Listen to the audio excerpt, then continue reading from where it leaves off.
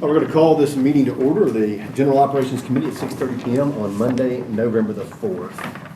I'm going to start us out in prayer. You guys will join me. Dear Jesus, we just thank you for the opportunity to gather, and we just pray for our country tonight on the eve of an election that is definitely going to change the course of our nation, no matter what happens, Father. And I just pray for mercy. I know there's people praying all over this nation. 2 Chronicles 7:14, if my people are called by my name, will humble themselves and pray and seek your face and turn from their wicked ways, that you'll hear from heaven and forgive their sins and heal their land. And Jesus, we just cry out for mercy for our land, for the people who live in it. Lord, we just ask for your righteousness to be exalted. Isaiah says the government rests on your shoulders. So we just submit ourselves to you in your government. Ask you to give us wisdom, give us discernment, understanding, revelation in what we're here to do on behalf of the taxpayers tonight. And pray that you bless our deliberation and that we be productive in all matters. In Jesus' name, amen. Amen. All right. Before we approve the agenda without objection, I'm actually going to take under new business item D and E, and I'm going to pull them up to report of the chairman. So under new business item D and E, both new county property for the Westmoreland EMS station and the Oak Grove Volunteer Station. We are going to pull those up and do those first, so we can be sensitive to their time. Is there any objection to moving old business to the end of the agenda after new business? All right. With no objection, we're going to move old business to the end after new business, so we can make sure our finance department isn't here too long as well. All right. Do I have a motion? Motion to accept. Motion by Second. Commissioner Jones, second by Commissioner Miller. All in favor say aye. Aye. Any opposed? Approval of the minutes. So moved. Motion by Commissioner Second. Klein, second by Commissioner Miller. All in favor say aye. Aye. Any opposed? Motion carries. Recognition of the public. When I call your name up, if you please come stand up here and state your name and address for the record, and you have 5 minutes. Mr. Kevin Baker. Kevin Baker, 424 A.B. Wade Road. I'll let these fine folks talk about the Latimer house, so I won't beat that dead horse. Wanted to talk a little bit about the proposed Westmoreland EMS station, and I was looking at some designs and the designs of it, and I don't understand why we're spending money to put in a fitness center and a full kitchen and what appears to be a lounge and dining facilities. Are we building a hotel, or are we building a place where we're going to park our ambulances? I mean, this may be what all other fire and EMS stations are going towards. I would say it's awfully opulent. You know, and when we have people in this county that are barely able to make ends meet, that we're going to blow $4.2 million on a place like this to house what looks to me you could fit probably 4 ambulances into that garage. I mean, that's a little excessive. And the other part of this is then what do we do for all of our other stations? We're going to be, everybody's going to be crying, well, we want the same thing, and rightfully so. I think it's just a little overblown. I'd like to have you all take a closer look at that. But also, I looked at the property that I guess we bought it.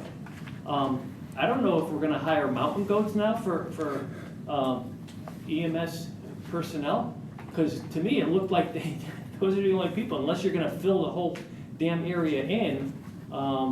Maybe I'm looking at the wrong parcel up in Westmoreland behind the Dollar General, but it looks like there's going to have to be a lot of remediation on that land to make it flat enough to put the size building that we're talking about. I think we ought to take a step back. Now, I'm all for, if we're going to go ahead down the road, we're all aiming towards having a centralized fire department and centralized EMS, if that's what the plan is, well, somebody should put the plan together and come before y'all and the public and propose it, instead of piecemeal, and next thing you know, we're always upping the ante because, gee, we just built a Taj Mahal up in Westmoreland, and we need to build a Taj Mahal over at the next place where we're gonna need it. It's just, where does it end? And just because maybe other counties are doing this, I don't think that it's appropriate for Sumner County, especially when we have people that are barely able to pay. And you're gonna hear about this more and more, is with the new reappraisal, all the tax, people aren't very happy with what's happening with the taxes. Their taxes went up even though supposedly it was a revenue neutral reappraisal. But anyhow, that's all I got. Thank you. All right, thank you, Mr. Baker. Tell I'm hungry. All right, next up, Mr. Mike McLeod. You have 5 minutes. Mike McClard, 102 Tioga Trail. We live next to the Liberty Creek School property. I want to talk about the trying to preserve the Brown House. A little update on that. Mr. Mayor has got it all sealed up, tight. You can't get into it. It's all locked up. All the windows, storm windows have been taken out, been boarded up and sealed. The hole in the wall where they checked to see if there were logs under there has been sealed up. So that's a good thing. It's been cleaned up around it, a lot better than what it was. It was just growed up. There's still a lot that needs to be done.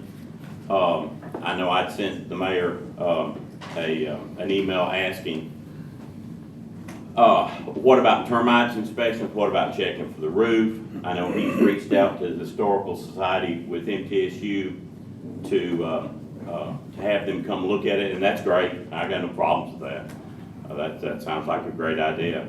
But there's certain things that can be done now. We don't have to wait for them to come tell us that termites are probably eating this building to the ground, or if the roof's leaking. That doesn't require a historical society to come in and tell us. That just needs to be taken care of. Should have been done already since it's a county building. I mean, you wouldn't let a school sit there for 7 years and not have it checked if it had a leak in the roof, or if termites are in it. It would be checked annually. So that needs to be done. Again, I offer my services. I can get together a group. We can go down there and clean up. There's all kinds of limbs that are down on the ground that fall. It just happens with trees. We can mow. We can weed eat. And I can get volunteers together. We can go down there and do that if anybody would let us.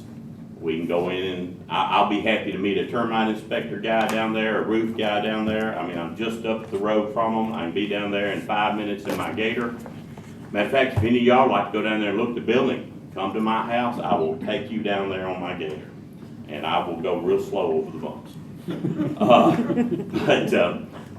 If y'all come at the same time, we'll ferry down there. But I am a little concerned that I know Fox 17, I don't know if any of y'all saw it, but Fox 17 has reported on this a couple of times last week. And I guess that's where first I'd heard about it. I guess they came to light that I guess the finance department or the mayor's office got to looking into this, and the trustees from the previous administration are still on the list. Yeah, I don't know if you were gonna pass that $500,000 and interest over, and that's when you found it. But guys, there needs to be some kind of checks and balances on that. I guarantee you, if my wife, I would never divorce her, but she divorced me, she would be changing the names off the checkbook. I mean, that would not stand. That'd be the first thing she did, probably before she even told me. So there needs to be some type of check and balance for something like that to happen. I mean, really. I mean, we're not talking about a couple $1,000. We're talking about $8.5 million sitting there. I'm assuming they're in the same camp. But we really need to do something to go ahead and get this started, and not wait on MTSU to come check it out. But like again, anybody wants to come look, I'll be happy to take you down there. Thank you, Mr. McClure. All right, next up, Mr. Jim Latimer. You come up. 5 minutes. I won't take that. Jim Latimer, 1578 Latimer Lane, Hendersonville, Tennessee. I have fed y'all a pretty strong dose of history the last few meetings we've had right here, so I won't go into all that again. I'll just repeat that the men that originally owned that property, that built the house, were a big part of the founding of this country. Their name's not on the Declaration of Independence, but they've fought in a lot of the battles. Boston, Harlem Heights, Brooklyn, Long Island, Saratoga, New London, once they were here, Buchanan Station, Battle of Rock Island. So those men put everything on the line in order for us to fly this flag here. Those men put everything on the line in order for us to be able to go out and vote tomorrow and elect our officials. That's one reason the revolution happened, is we had no representation with England. We were subjects, but we had no representation. So that's one reason this happened. Let me acknowledge again the generosity of Mr. Brown in giving the House the money to the county and to provide that as a touchstone to the history of our country and our community. Thanks for the efforts in cleaning the house up and securing it. It looks a lot better now. There's still a lot to be done, but again, everybody go out and vote tomorrow. Exercise your prerogative and vote for whichever party you support. But these men put everything on the line for this, and thank you again for listening to us. Thank you, Mr. Latimer. All right, Mr. Tommy Latimer is last.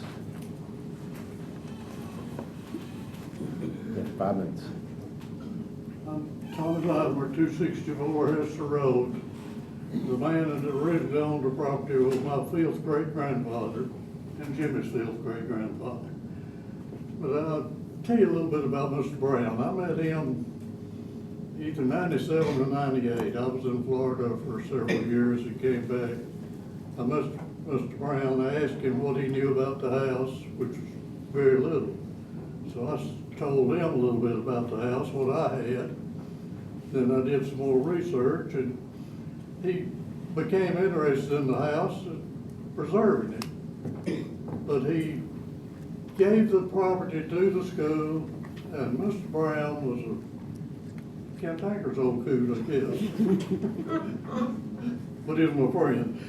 But he gave the property to the school with the understanding that they would preserve the house. And that's all I'm asking you to do. Thank you. Thank you. All right, that concludes public comments.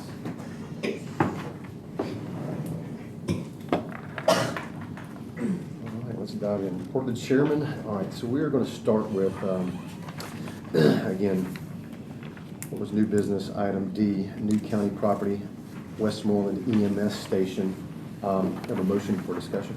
Motion. Second. Motion by Commissioner Klein, second by Commissioner Jones. All in favor, say aye. Aye. Any opposed? All right, floor is open. I don't know if you guys would like to have, I think the architect is here, Mr. Mayor. Yes, if we could suspend the rules, they have a presentation along with the EMS chief, Michael Voss.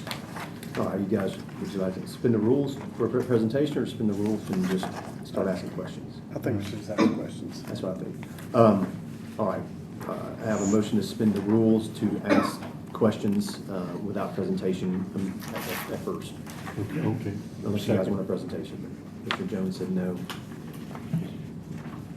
Well, I'd like to see the presentation.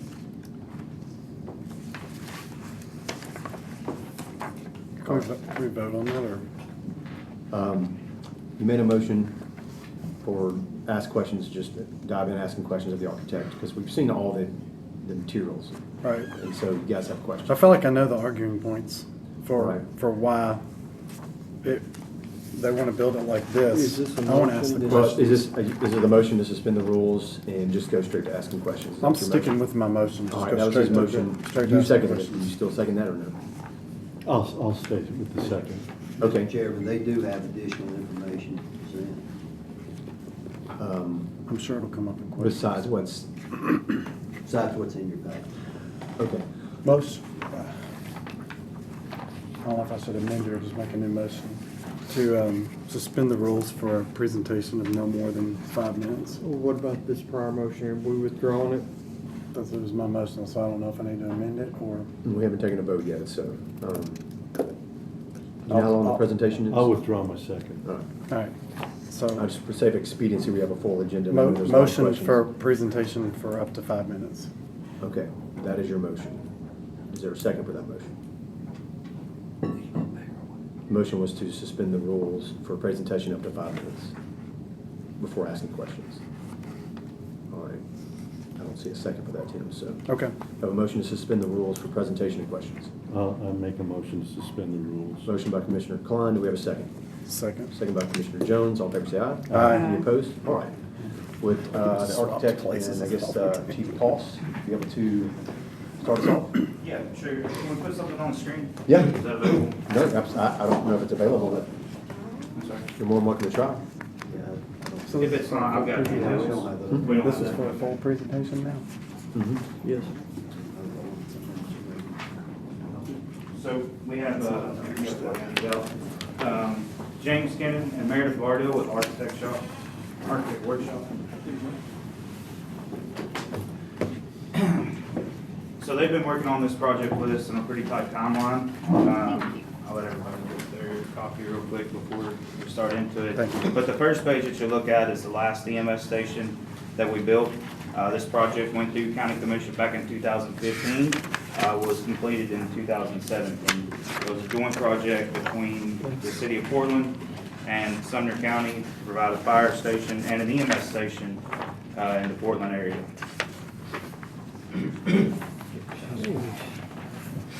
So back in 2015, that vote went through for this design plan. It was 2301, I believe. And so that led me to believe that that's the way that we planned on continuing EMS stations, and that's how we wanted to build them. So if you go to the second page, I can go over the space allocation with you guys, because that was my biggest job in this, is to give the architects an idea of what we wanted and what we needed. So the top building on the page there, that is the Portland station. And so it's got the entire footprint out there, but the highlighted areas with the different colors is the area that's actually occupied by the EMS personnel for living space, workspace, base space, all those things. The bottom structure footprint that you see there is the proposed Westmoreland EMS station. And if you guys will look at those in comparison, they're very, very similar. Actually, the Westmoreland station is a little less square footage in each area. One thing that is different between the two is the PPE storage that you see on the far right side of the building. And I think Mr. Long could probably help us out with explaining how that's important to use the ARPA funds that we plan to use to build the majority of this station. So if we flip over to the next page, just lays out the two different footprints and shows you the total square feet that we're using. At the Portland station, we're occupying 7,800 square feet in that building.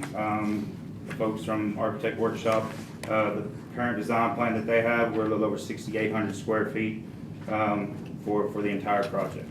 So that includes the extra PPE space, all the bunk space, living space, that we feel like that we can get by with, rather than going with the exact plan that we did in Portland. The very last page, the only reason I included this one, this is a footprint of the latest plan over in Rutherford County. It again was a joint project for fire and EMS. The right-hand side of the station to them, as well as for EMS, you got the ambulance over there on the right, and then the bunk space to the back. If you notice, one thing that's different from us is towards the top of the page is the 6 singular bunk rooms, where we're only doing 4 for our crews. And one thing that I wanted to note about this station, they were building this station, had it in design plan, and then were forced to move to a 4-shift rotation, the same thing that we will eventually have to do. So by the time they got this building completed, it really doesn't fit their needs, and it's a brand new building. So we have tried to incorporate everything in our building with the least amount of square footage to be able to fulfill the needs for now and in the near future. So, I miss anything? Mr. Poss, you mentioned that you may be forced to move to a 4-shift. Who would you be forced to move to That would just be the area, and that's the movement. We are the last large EMS agency in Middle Tennessee to still operate on a 24/48 shift. So Rutherford County, they're 24/72. Montgomery County, they're going 24/72 now. Williamson County, they're 24/72. Nashville Fire, they're on a 4-shift rotation with their 12-hour shifts. So we're the last big agency that's holding on to the 24/48, which is great, and we'll do it as long as we can, because it saves the county a lot of money. But when a paramedic can go work somewhere else really close, a lot less hours than what we require out of hours, it's eventually gonna come to that point where they'll make that move. But it's my understanding that that's driven by the fire department's shift, which is the same. So They're you not the guys- same. There's no fire departments in the area that work on a 24/48 schedule. It's Everyone only- in Hendersonville does. No, sir, they work 24/48s. That's, That's a that's, 3-shift rotation. what are you guys? We're 24/48, exact same as Hendersonville Fire Department. That's my point. Well, my point is that all the other counties are going to 24/72. I understand that, which is so a that 4-shift probably rotation. wouldn't happen unless the fire departments changed. No, all is the what I'm fire saying. departments in Nashville and the other areas, they work 24/48s as well. So until our fire departments that support our EMS facilities changed, you guys would probably parallel them, is what I'm saying. No, I don't think that we'll have paramedics to put on the ambulances if everybody around us goes 24/72, working about 800 hours less per year for the same money. So you think that the EMS will change before the city fire departments change? That's what has happened everywhere else, yes. So Okay. Murfreesboro Fire Department runs with Rutherford County EMS. Murfreesboro Fire Department is 24/48. Rutherford County EMS is 24/72. Nashville Fire Department is 24/48 on the fire side, therefore 12-hour shift rotation on the EMS side.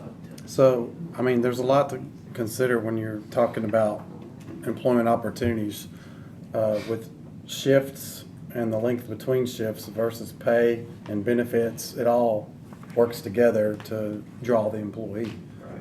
So it could be mitigated different ways or created, the problem could be creatively solved It can many be, different but I think ways.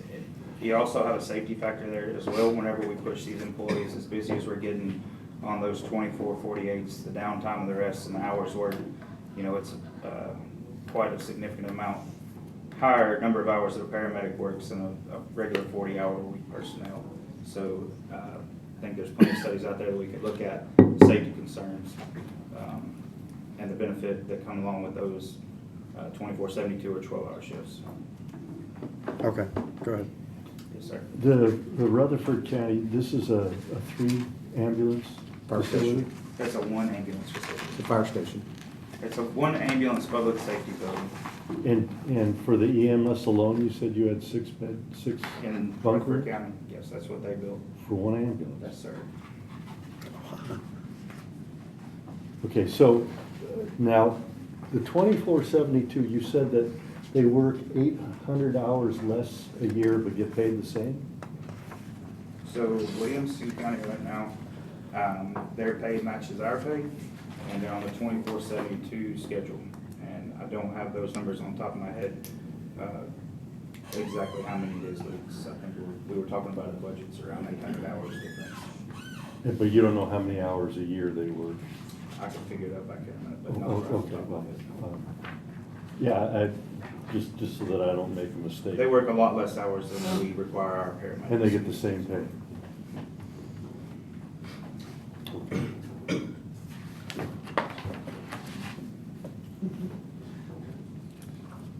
And, No, he can continue the presentation. I was I mean, stopping him along the way. My presentation was just on the space allocation. They came up with a design. I think it's a very efficient design, saving about 1,000 square feet from where we're at in Portland back in 2015 through 2017. And I mean, that's all I have. Any questions, I'd be happy to try. I'm just going, a couple observations. Obviously, this is a Portland is a fire station with EMS commingled with it, and that the city of Portland went in, I guess Sumner County went in with the city of Portland to build this. And so, to me, as comparing apples to oranges a little bit here, in the Rutherford County example, as you said, is a fire station with an EMS bay, singular. And I guess, I think in the email trails that went around, the question was on this one, these bays looked big enough to have fire trucks in them. And so, the question my mind comes in, is Westmoreland going to pay for half of this to put fire station, fire trucks in, or what's, this is the size of this, to me, foreshadows a growth that is happening from Westmoreland annexing 400 acres of county land to build over 1,200 residential new units, which will more than double the size of Westmoreland's population. As well as, I know the water lines, they increased the size going up to Castalian Springs and Bethpage from 16 to 20-inch lines, Commissioner Klein? Well, they've got a 20-inch running from Gallatin up to Mount Vernon. And then there's some pipe that will be replaced on the way up to Westmoreland, and then that will connect with an existing, I think, a 12-inch line that they have up there. So, My point of that, it seems, I don't know, I've seen the emails from Commissioner Klein and Commissioner Jones asking questions, and I know Commissioner Klein has a lot of stuff he wants to talk about, but I don't know where the growth in Westmoreland's coming, but this definitely, it seems, I was shocked on the price of this from the floor, because I've never heard, the only thing I've heard on the price of this was around $2 million, the entire process, and then this is like a $4.5 million project. I just found out about it 3 weeks ago, and the price change, which was shocking to me. And so I know that we talk about PPE storage, but PPE is going to expire. I don't care what we buy, how much we buy, it's going to be all thrown away in a couple of years. No, the PPE does not expire. Some of it does. Some stuff does. What this will be stored up there is not, it doesn't expire, and when it does expire, it is replenished by the state DOC. They replenish that free of charge, Yes. not to the county, No. in perpetuity, just I always. mean, that's what they've As done. best as you know, your knowledge. Yes, we don't pay for that. I mean, how much? My question has come up is how much PPE stored? Like, what is being stored, and how much space for that? I guess I see this as apparatus bays, but I don't know what is in the apparatus bays that they're looking. I know it's probably more detailed. So the dedicated PPE storage is to the far right. If you look on the second page, it's about a 5 by 60 area. That's big enough to stack pallets on shelves. So is that just that extreme right? Yes. Okay, right here. And then you can also use the area behind the bays during pandemics, behind the ambulances if you have to, for expanded storage during those times, because this is the COVID station that we have been talking about building for 2 to 3 years now. So we're trying to incorporate all that we at one time had in 2 different buildings. Very minimal space here to get all that brought back together. I've not heard of the COVID station. Can you go into a little bit of detail about that? There was one proposed down the Shackle Island area that was going to have this PPE storage in it back before my time. And then there was another PPE storage and maintenance facility that was proposed next door to our headquarters on Airport Road, but that was before. And is there a minimum amount of PPE that you have to maintain for the entire county in this one location? I don't know that there is a minimum right now. Our bay floor at our headquarters is stacked full of pallets because our PPE from the state is sitting on the racks that we need for our just day-to-day operations and supply in and out to run the 30,000 calls a year that we run. Have to have a reasonable amount to justify using those ARPA funds. So I wouldn't Well, I'm just recommend curious, shrinking that particular. because area. I don't know anything about the Yeah, I COVID. mean, we put it all out as pallet space so that we don't have to have expensive interior space for medical supplies and stuff like that. So it's a pallet racking system, Correct. so you need a forklift too. I mean, we could probably get something we could do by hand. Okay. Is there a regulation that states what the requirements are in an EMS station? No, there's best practices through NFPA and through FEMA, but I don't know that there is other than commercial building codes, I don't know that there is anybody that says you have to do it this way. So when they talk about a toxic waste shower issue or something, because I know that at least with the fire departments, that you can get stuff on you that's dangerous. I imagine we can too in the situations we're in. Is that not a requirement? Is that just? It's in there. suggestion? Decontamination showers in there. I know, but is it a requirement by some agency nationally? I don't know that it is, I just know that it's best practice and for best hygiene and, to wash the contaminants that we get into different contaminants and they're usually biological in nature or insects, rather than, gasoline, diesel, and toxins like that. So where does one find these best practices? Actually, I brought our exposure control officer, if you'd like to hear from him. Okay. Well, Deputy Chief Russell Howski, he's got some information on that if you'd like to. yeah, so we'll continue with you and then we'll see about that. Go ahead, Jim. In my line of work, PPE is personal protective equipment. Is that the same thing? Could you name the items other than like masks and rubber gloves? What other things are there? Gowns, Tyvek suits, that sort of thing. That's all it is. Because like when we go through a pandemic or anything like that, that stuff's not gonna be readily available. Everybody's gonna be trying to get it, so we keep enough. We try to have a 90-day supply on hand at all times because it's gonna take us a while to get that back whenever it goes out during a pandemic. I'm just visualizing how much space Tyvek suits, gowns, and masks and rubber gloves take up. How tall are these ceilings in that bay? The bay is size, typical ambulance is 10.5 feet tall. I'm sure the door's 10.5 feet tall, but what about the? Doors are typically 12 feet to accommodate an ambulance. Fire department, you would use a 14-foot door because their apparatus is taller. So the ceilings are approximately 14 to 16 feet to accommodate the fire protection system, lights, mechanical, and all those other devices. So you're gonna have a shelving system that probably goes most way up the ceiling to store all this stuff, and I understand you have to keep a considerable amount to qualify for the ARPA funding if, It doesn't go that high, sir, because above that area, it's the ventilation for the necessary code required ventilation for the room. so 6-8 feet worth of storage, maybe, Yeah. with a step ladder to access it all. It just seems like a lot of storage for a lot of PPE. I wanted to ask about the bathrooms and the way the room layout is. You got something different than what we see in every fire station in Hendersonville, which is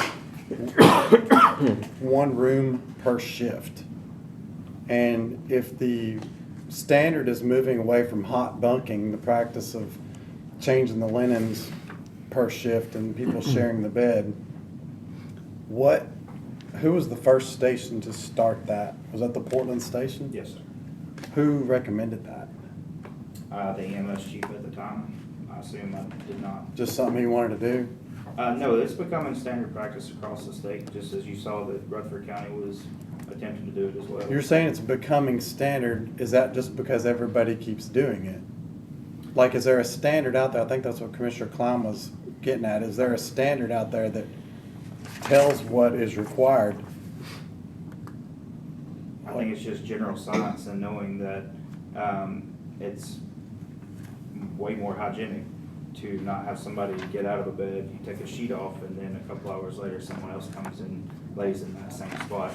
Our ECO officer can talk more about viruses, bacteria, and how they live and die and stuff like that, but there are some studies out there that have shown that you give that bed time to be there without somebody in it, the germs, the viruses die, and then by the time you come back around, they're not there. I mean, rather than somebody coming and laying in the same spot within a couple hours later. I mean, we've known this for probably 100 years, but something's changed. I guess COVID maybe brought that to light. So coming up with a solution for not hot bedding, seems like there could be some more creative solutions other than to build 4 complete rooms that will not get used. The other 3 will not get used 75% of the time, but yet we're gonna heat and air condition them, and then on top of that, we're gonna give each one of those rooms that aren't gonna be used their own bathroom, which isn't going to be used 75% of the time. It seems sir, kind of he crazy. he does not intend Point to staff it point of that order, way. Mr. Chairman. We can't keep Go ahead. going back and forth. Well, you asked me to be here to share with our experience. So I understand that, but you just have to be available to answer questions when I give them, but in the middle of Just go my ahead and thought, take- just If you don't don't. mind, just finish your thought. If you can just let him finish for 1 second. Yeah, sorry. The bathrooms, it seems like they could be shared no matter what shift it is, one for the men, one for the women, and everybody uses them because bathrooms can be cleaned. I mean, they don't need to sit empty and have all that square footage just So go that, to waste. just a little something to go along with your comment there. So the 4 different bedrooms, when you have 2 ambulances in there, you have 4 crew members per day. And Right. that way, so about 30% of our personnel are females. So we have genders cohabitating. Right. So this provides a more private setting. So each person for that day would have their own bunk room and bedroom. Oh, so they get their own room per day. For that day. Because there's 4 beds in each room. So now we're back to, all right. So each person has their own room and their own bed each day, and then, so the room is used and nobody's even in the same room at all. No, everybody's gonna use, each room would be used each day. By one person. By one somebody person. different. Correct. So one person in a 4-bedroom room each day by themselves? Yes. That I'll just, I mean, seems crazy. And we wouldn't need 4 beds per room until we got to 4 shifts. We could start with 3 beds per room. Well, that's, well, I just, I mean, if we you, don't need the square footage for that. I guess I'm just trying to learn here. I mean, if I go to a hotel, That's I'm not getting a brand new bed. standard. They're changing the sheets and I'm jumping in an hour after somebody's been there. If I go to a camp, same way. There's other examples of public use of Airbnbs. it happens in public, so I don't understand. I mean, I'm trying to understand, but I don't. Having 16 beds for 4 people, it doesn't make any sense to me. Again, part of the reason, and it's why I abstained. Mr. Chairman, I didn't get my question answered about the bathrooms yet either. I don't want to skip that. Okay, can I finish?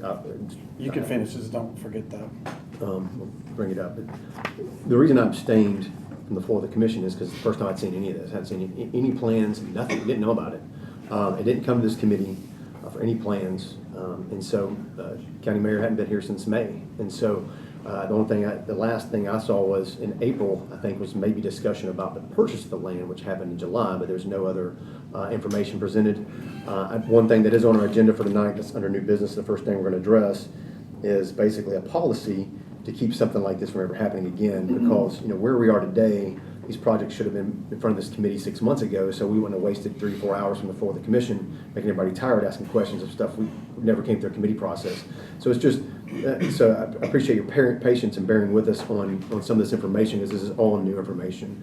And so as part of this process, we're hopefully going to correct tonight so we don't go through this again moving forward on any projects. So I'm just looking, I've seen what Commissioner Klein has brought forward, and I guess I'll ask a question, but I'm going to defer to Commissioner Jones if you want to ask your question about the bathroom first, before I get off on the side. So I just proposed a question about why the need for 4 bathrooms, even though there's 4 separate rooms. A community bathroom is totally within reason. You see it all over the world. Like, public bathrooms are everywhere. Put multiple toilets in one bathroom. Why the need for 4 separate bathrooms and what, eight different toilets and or urinals? The women's has two toilets in it each. They each have 1 toilet, 1 sink, 1 shower. It's the same Two- space allocation two. as the building in Portland, if you look at it. So in Portland, we did community bathrooms, and we did 2 for the men, or 2 toilets and 1 bathroom for men, 2 toilets and 1 bathroom for women, 2 showers in each one for each. So we just broke that out instead of it being community. Hey guys, if we can have not the side chatter while he's talking, that'd be great, from the audience and the table, please. I'm just trying to get clarification, Mr. Chairman, because I see Yep. 2 toilets. Sorry, I didn't mean to toilet, interrupt you, go urinal. ahead. So they're the exact same number of toilets at this station as we built in the Portland station, exact same number of showers, exact same number of sinks for the people. It's just a more private setting. Like I said, when you have genders cohabitating, You don't ever know, it could be 4 ladies up there for the day, it could be 4, so. I think it makes sense to have 4 separate bedrooms with each a bathroom. I don't have any problem with that. I think that makes sense for no matter what it is. I just don't understand having 16 beds. I think that's excessive space. And that's when we made a very minimal spacing for each of those.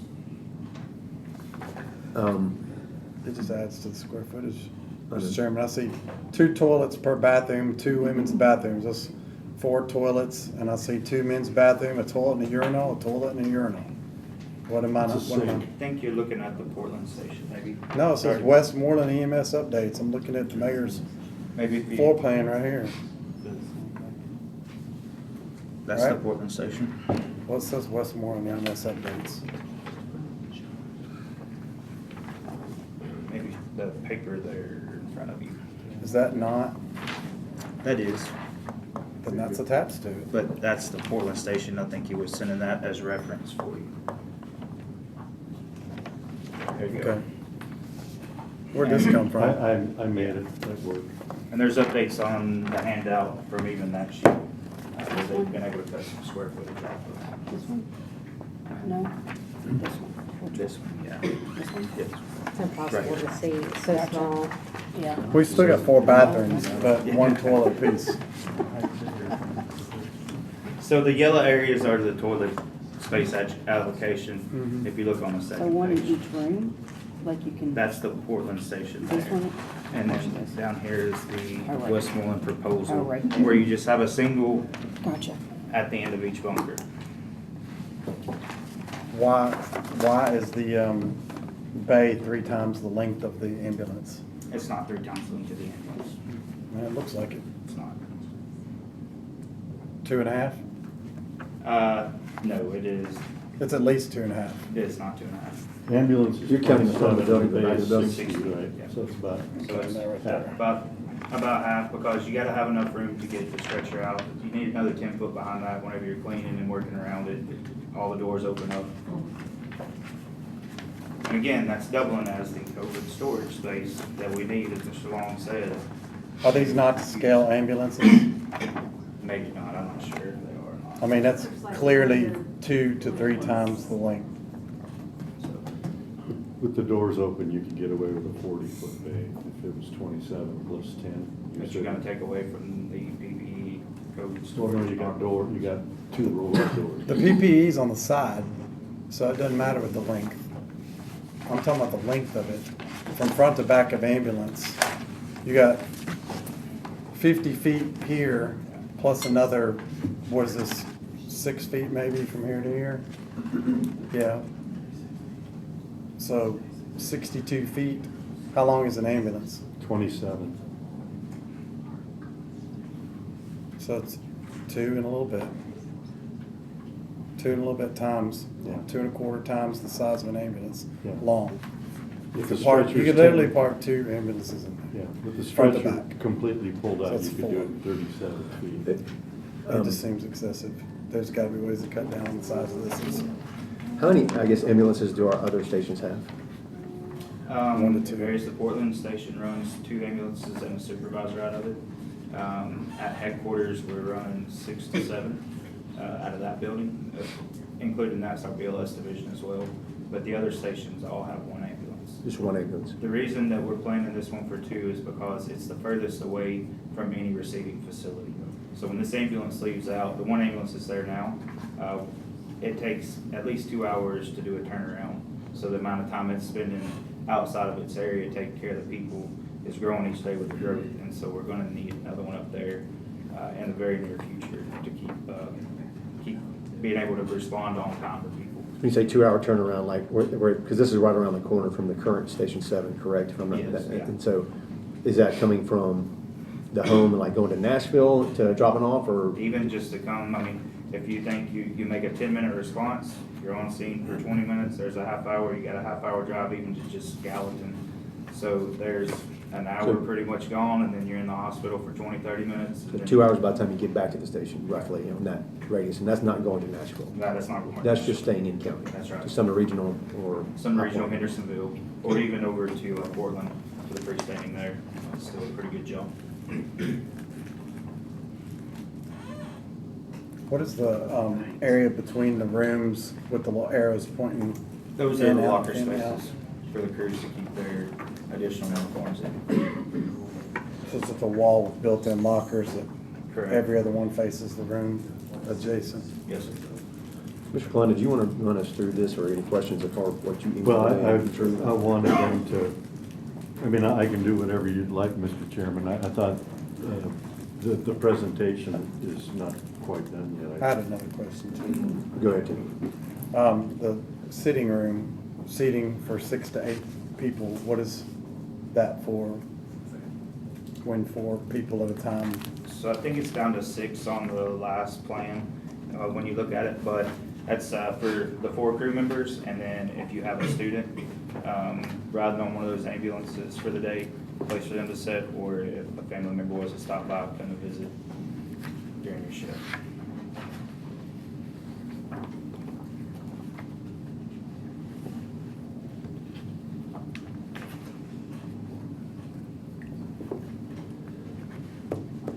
Any more specific questions or? No, not I mean, specific right now, maybe more later. Question from the architect as far as like. Yeah, well, I scope. thought he was gonna do a presentation too, or no? Okay, okay. Well then, I had written the mayor a letter, and I'm sure you read, Mr. Foss, because you were on the email chain. My first question was, why was it necessary to have 3 1/4 acres for a 7,000 square foot building?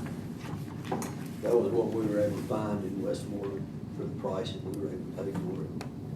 We got a good deal on that piece of property, we took advantage of it. I think it's got a elevation differential of about 50 feet.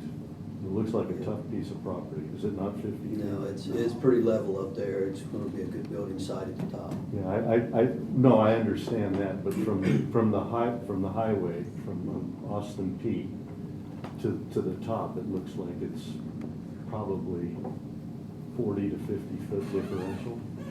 I don't have the number. Am I allowed to speak? Yeah. I don't have the number in my head, but from walking it, it's not 50 feet. It's Yeah, well, I 50 drove feet, all around it. I It's didn't. 15 or 20 feet, and it's flat, back and back. Okay. Have we employed a civil engineer? Have we done? Working on the geotech.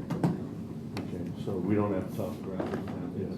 We have a survey of it. Okay. Yeah, the survey's completed. So, and it's got the topographic contours, and you're saying it's only 15 feet? From memory, walking in, so it's 15, 20 feet. I would be surprised if it was that. Okay, so it was the only property we could find in a strategic It location. was the best piece of property we could find, yes, that we got under market. And the geotech's not done, so we don't know if it's solid rock or if we, No, not yet. yeah, okay. All right, well, my concerns about what it's going to cost to grade, we've got a vertical cut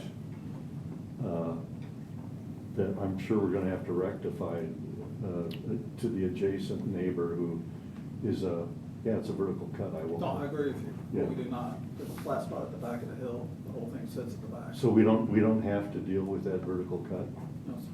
So if it just caves on, we don't have to worry about it? I don't know what you mean. Well, if the hill falls, I would imagine the city of Millersville is gonna have a problem with that vertical cut. It's in Westmoreland. Or Westmoreland. You don't think the engineering department's gonna have a problem with that? I don't know what cut you're speaking of. It's a vertical cut, it's 12 to 15 feet high, at the back part of that. Is it an auto store or is it a Dollar General? What is that building? There's a commercial building. Could you explain the vertical cut, what you're talking about? Well, if you drive around the back of whatever that store is, the earth is a vertical They cut. put a retaining wall there? It's got no retaining wall. Okay. It's just earth that's. And our building's put right up No, against that? we won't be up against it, but there's a liability issue there, I think.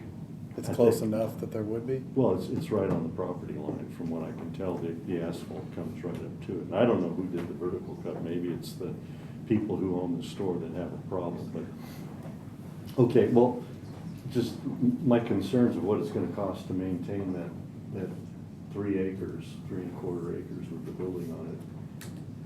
It's gonna be an expense that is much more severe than if it were on a ½ acre parcel, I guess is my point. And since we're putting the building all the way at the back, there's not an opportunity to, I guess, to sell any of it unless we sold the front of it. So, I guess we'll just have to deal with that maintenance cost from here on out. We'll use trustees to keep it mowed. Trustees? Yeah, okay, well, I imagine they cost something, but they cost a lot less than a maintenance company, so that's good. I think my second question was already answered. Is there any official documentation from a higher authority that gives specific design requirements for emergency service ambulance buildings in design and built in 2024? There's not. We've heard TOSHA, OSHA, general building codes. That's Okay. what we're going off of. Yeah, okay. Because we in one of the mayor, you've talked about it, and I've seen it other places, the way, I think I said, new state-of-the-art industry trend.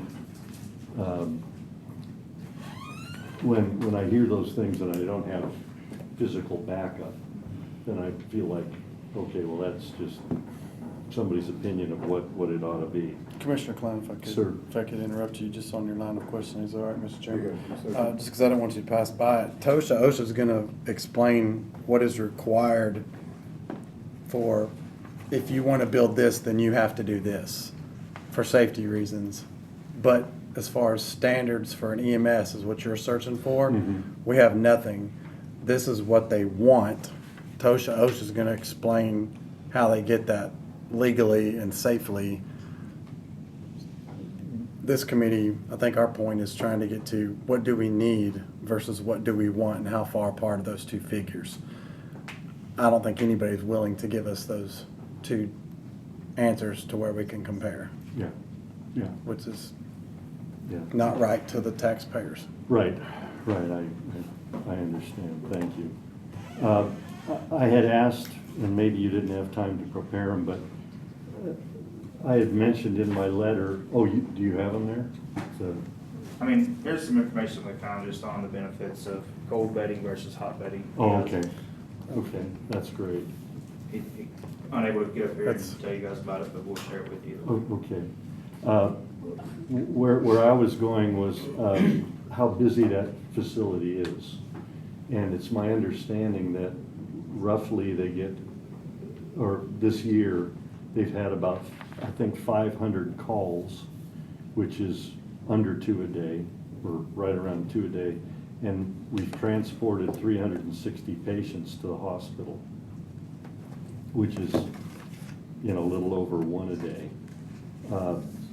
I stopped by Southeast, and they're busier than that in Southeast, and they have 1 ambulance. And so, I'm not saying we're not gonna grow, but Westmoreland has about a population of 3,000 people in Westmoreland, proper. And so I don't know what the surrounding areas. So- Are you planning to start with 1, or? So part of the reason that Southeast, the Cascadian ambulance is so busy is because they're responding up into the Westmoreland area. Yeah, They're next up for them. The same with the Oak Grove station. Whenever that ambulance goes out, they're having to go to the Westmoreland area more. Yeah, they explained how they park sometimes in the Bethpage precinct Our system status. to management, cover the people around. patients, so, Yes, sir. so I understand that. So, if the city is 3,000 people, that's like 1% of the entire county, but we're gonna have 2 ambulances up there. Eventually, there will be, yes, a need for the Do ambulances. you think you're gonna need those right off the bat, the 2? I mean, I do not plan on putting it in the next budget or 2 by any means. Oh, okay. We'll see what we'll see what the growth looks like up there. But like I said, that ambulance, it takes it longer to make a turnaround than any other ambulance in the county. There's 4 in Hendersonville, 4 in Gallatin. They can turn a call in 30, 40 minutes. So they can make 2 or 3 at the rate that the Westmoreland station can make. Now, there's a hospital in Lafayette, right? Do they ever use that? Very rarely, they just don't have the services over there. They're critically injured people. Okay. And then, I included a floor plan that I drafted after I talked to the architect, and hadn't seen this one yet. And I don't it's about 2,600 square feet. And it's got most of the same amenities. If we have to put 4 beds in each of the bedrooms, we'd probably need to extend it a little bit. But, you know, in this floor plan, one of the things I learned from architects is your hallways are the biggest waste of space that you can create. I'm also looking at the sitting room, which is very generous. The dining room for, you know, 8 people when only 4 will be working there at any given time. And a very generous kitchen, plus the fitness room, which that makes a lot of sense to me. I don't understand, number one, how four human beings and 2 trucks can take up 7,000 square feet. And I don't understand how that square footage can cost $500 a square foot.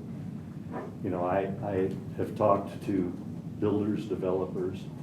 A good house right now is gonna cost you $250 a square feet. And usually houses are more expensive than a shell type building. Now this has a lot of living amenities in it. So, you know, the budget I came up with, rather than using $140 a square foot, which is what the industrial commercial builders told me to use, I used $200. And in a lot of the living spaces, I used $250. I just don't understand $500 a square foot. I really have to push back on that because I don't know what we could be doing in this building that would cause that to be that expensive. Once we get the plans, we'll bid out to the lowest bidder and we'll find out what it is per square foot.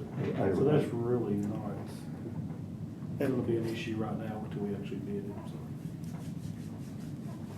Whoever bids on this knows what our budget's already gonna be set at. How do you think it's gonna come back? And I mean, Be a sealed bid, so there'll be more than one bid. but they know what our budget is what I'm saying, so it's gonna be up there.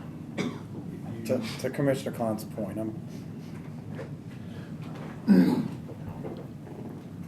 That's all the questions I have at this point. So I have a question, I guess. It's Mr. Kinnan. Am I saying that right? So I guess for both the Westmoreland Station and the Oak Grove building, my question is, that's come up, what's possible, or is it possible to, I'm gonna, for lack of better words, de-scope these buildings or materials or what's been proposed, to, or even this one, I guess Commissioner Klein is questioning the size or availability of space or reorganize the space to shrink the footprint a little bit to get it more under budget, in my words.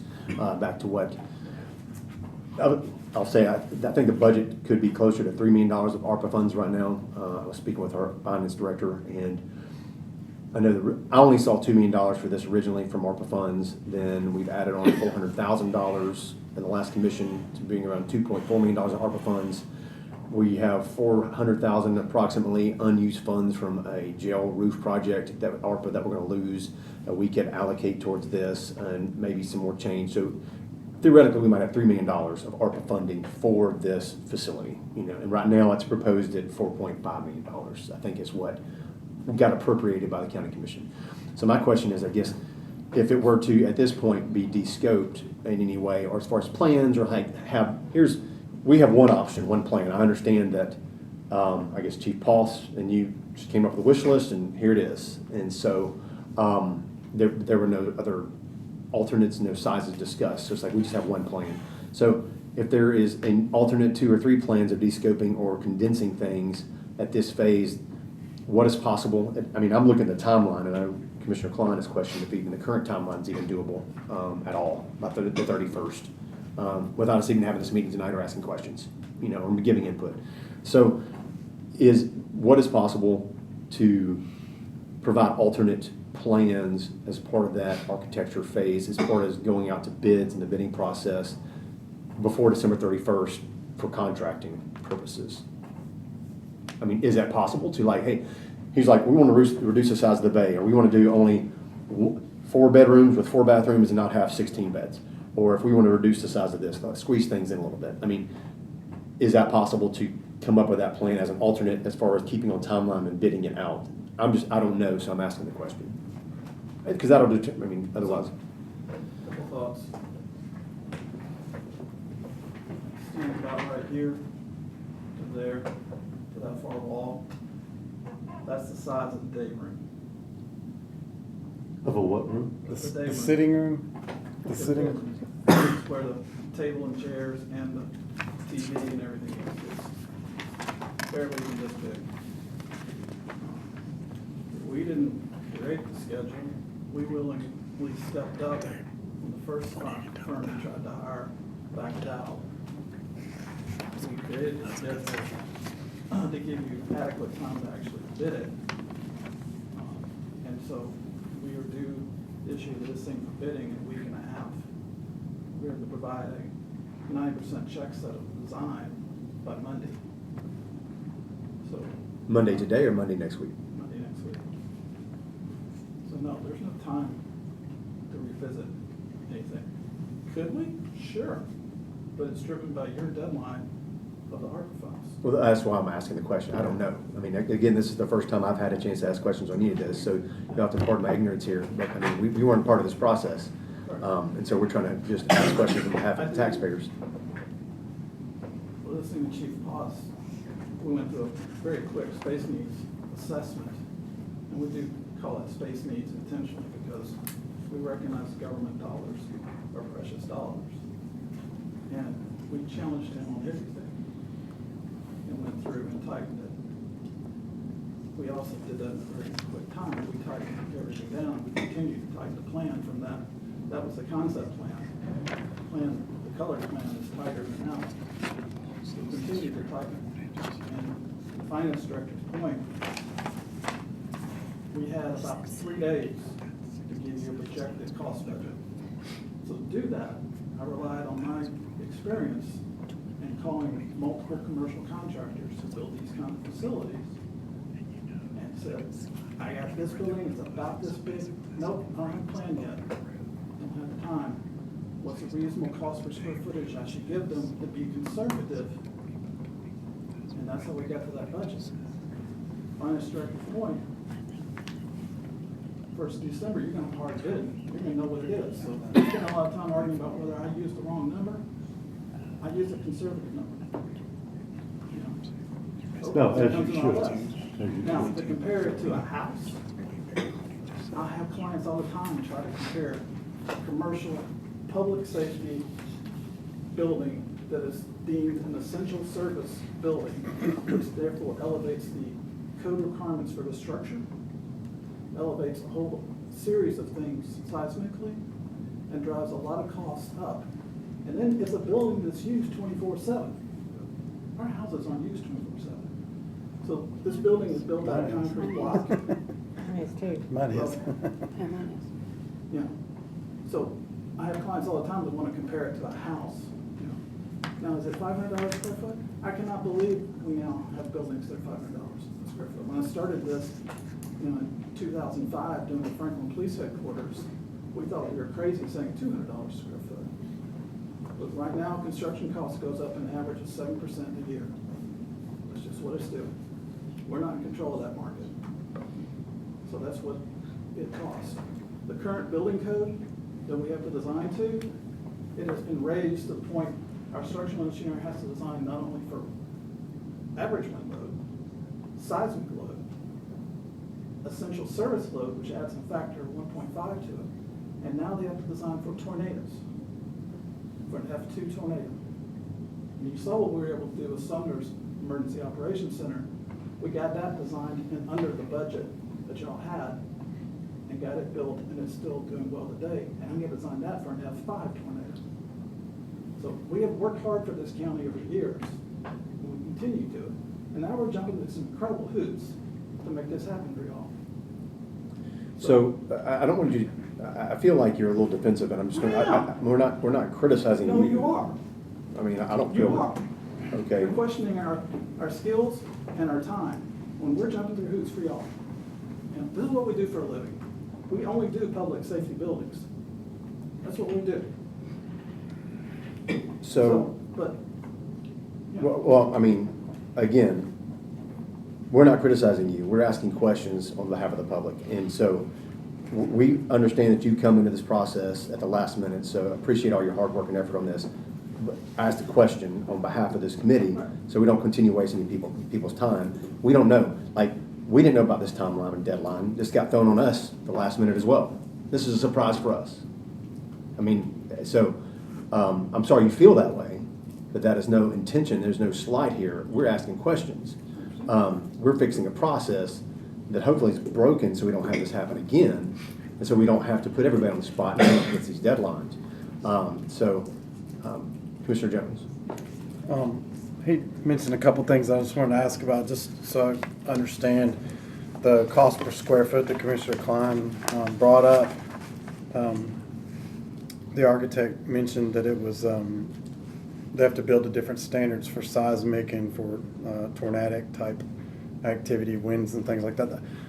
We understand that there's only so much a metal building can do. So when you're talking about wind speeds and things like that, like what, how do you justify the square foot cost per square foot going up? Is it different types of roof anchors? There's not thicker metal that can be used on the sheeting on the roofing material, but are there anchors that cost an extreme amount of money? Is the thicker concrete for the seismic activity? Like it's engineered beams. My brother built his house out of engineered steel beams. Are they thicker or have different anchor points, or like how does that cost go up that much? If you could speak a little bit of that, because several of us at the table understand that. We just need to. so I mean, it's greater reinforcing to meet the loads. The roofing has to meet the wind standard, which is we can greater fasteners. But like what kind of fasteners and roofing make it withstand more wind? It's still a piece of sheet metal. Just putting extra screws in it?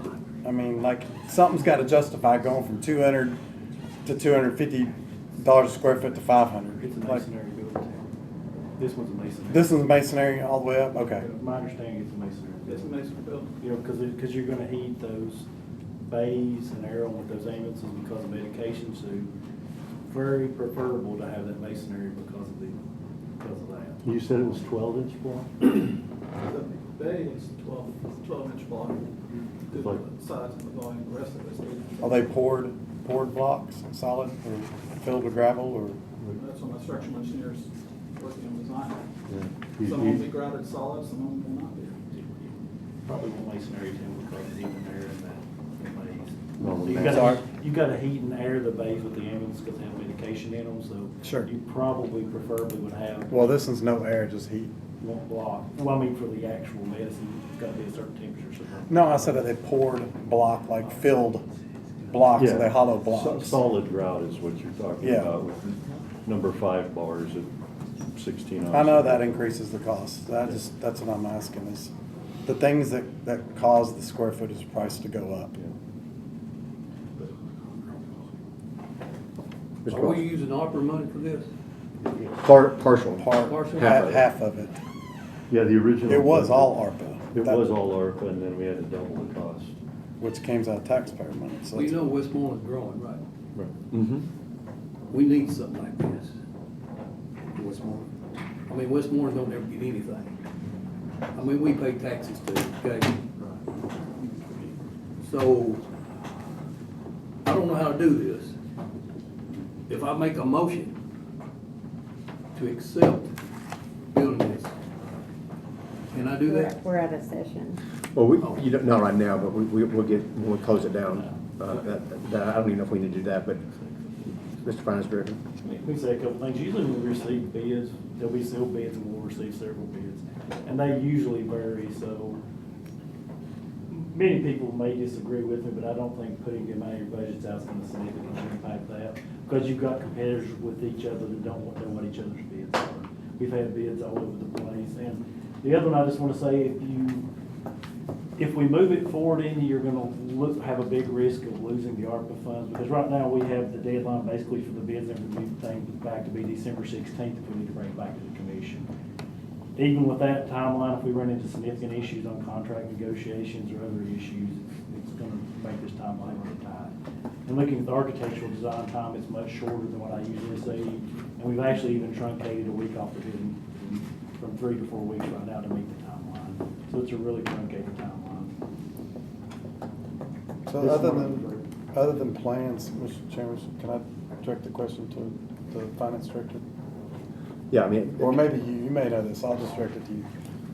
Other than the floor plans that we have designed here, how much are we into the architect for? The total cost? Well, like, how far are we in this, everybody keeps saying we can't change much or anything before the timeline. What all is there to consider that has happened other than the floor plan? I don't know the answer to that question. The architect will provide us the complete floor plans, the complete designs, and the complete packet to actually bid with everything. And he needs to have it back by, No, he's really doing the impossible. We're in November. He's doing it incredible. We're gonna actually have it in the paper by November 21st. I actually have it physically down in the paper. I'm saying that we got a floor plan to move forward with. What other work has been done that we're gonna lose or have to back up and redo if we were to change anything? I Or think we right just now, talking about the floor plan? not the issue of backing up with the architect, I think it's the amount of time it takes for him to complete the process. And right now, it's usually significantly longer than this. That's why the first architect probably backed out. Well, they didn't back out, they had outrageous numbers. Because of the timeline, probably. Well, Probably pushed it. Mr. Clark? Mr. Kinnon, is this a flat roof? No, It's a raked roof? it's a single slope roof. So it Single drains. slope. So it drains. Okay. So you've got a really tall space in apparatus bay and then the residential slower suite. So it slopes from the bays. Yes. What's the ceiling height in here? We're trying to be about 9 feet down there. And Yeah, that's good. The lower we get, the less expense we're gonna have, so, and you said it's about 16 over here on this end? Okay. Chairman Hunt? Are you finished? I am, thank you. As everybody is aware, some time ago, I was really opposed to a large facility. That night, I almost didn't vote for this, but I realize that we're on a time crunch. I've learned even more since then. I've learned a lot tonight about this station. I think that we have no time.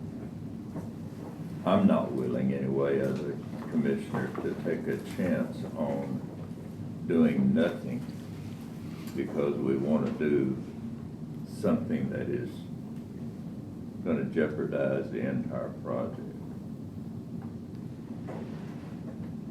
So I voted that night.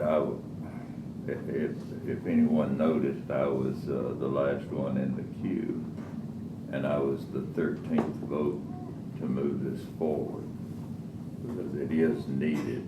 Now, the debate now is size and all of this, which at this point, to me, it's do it or don't.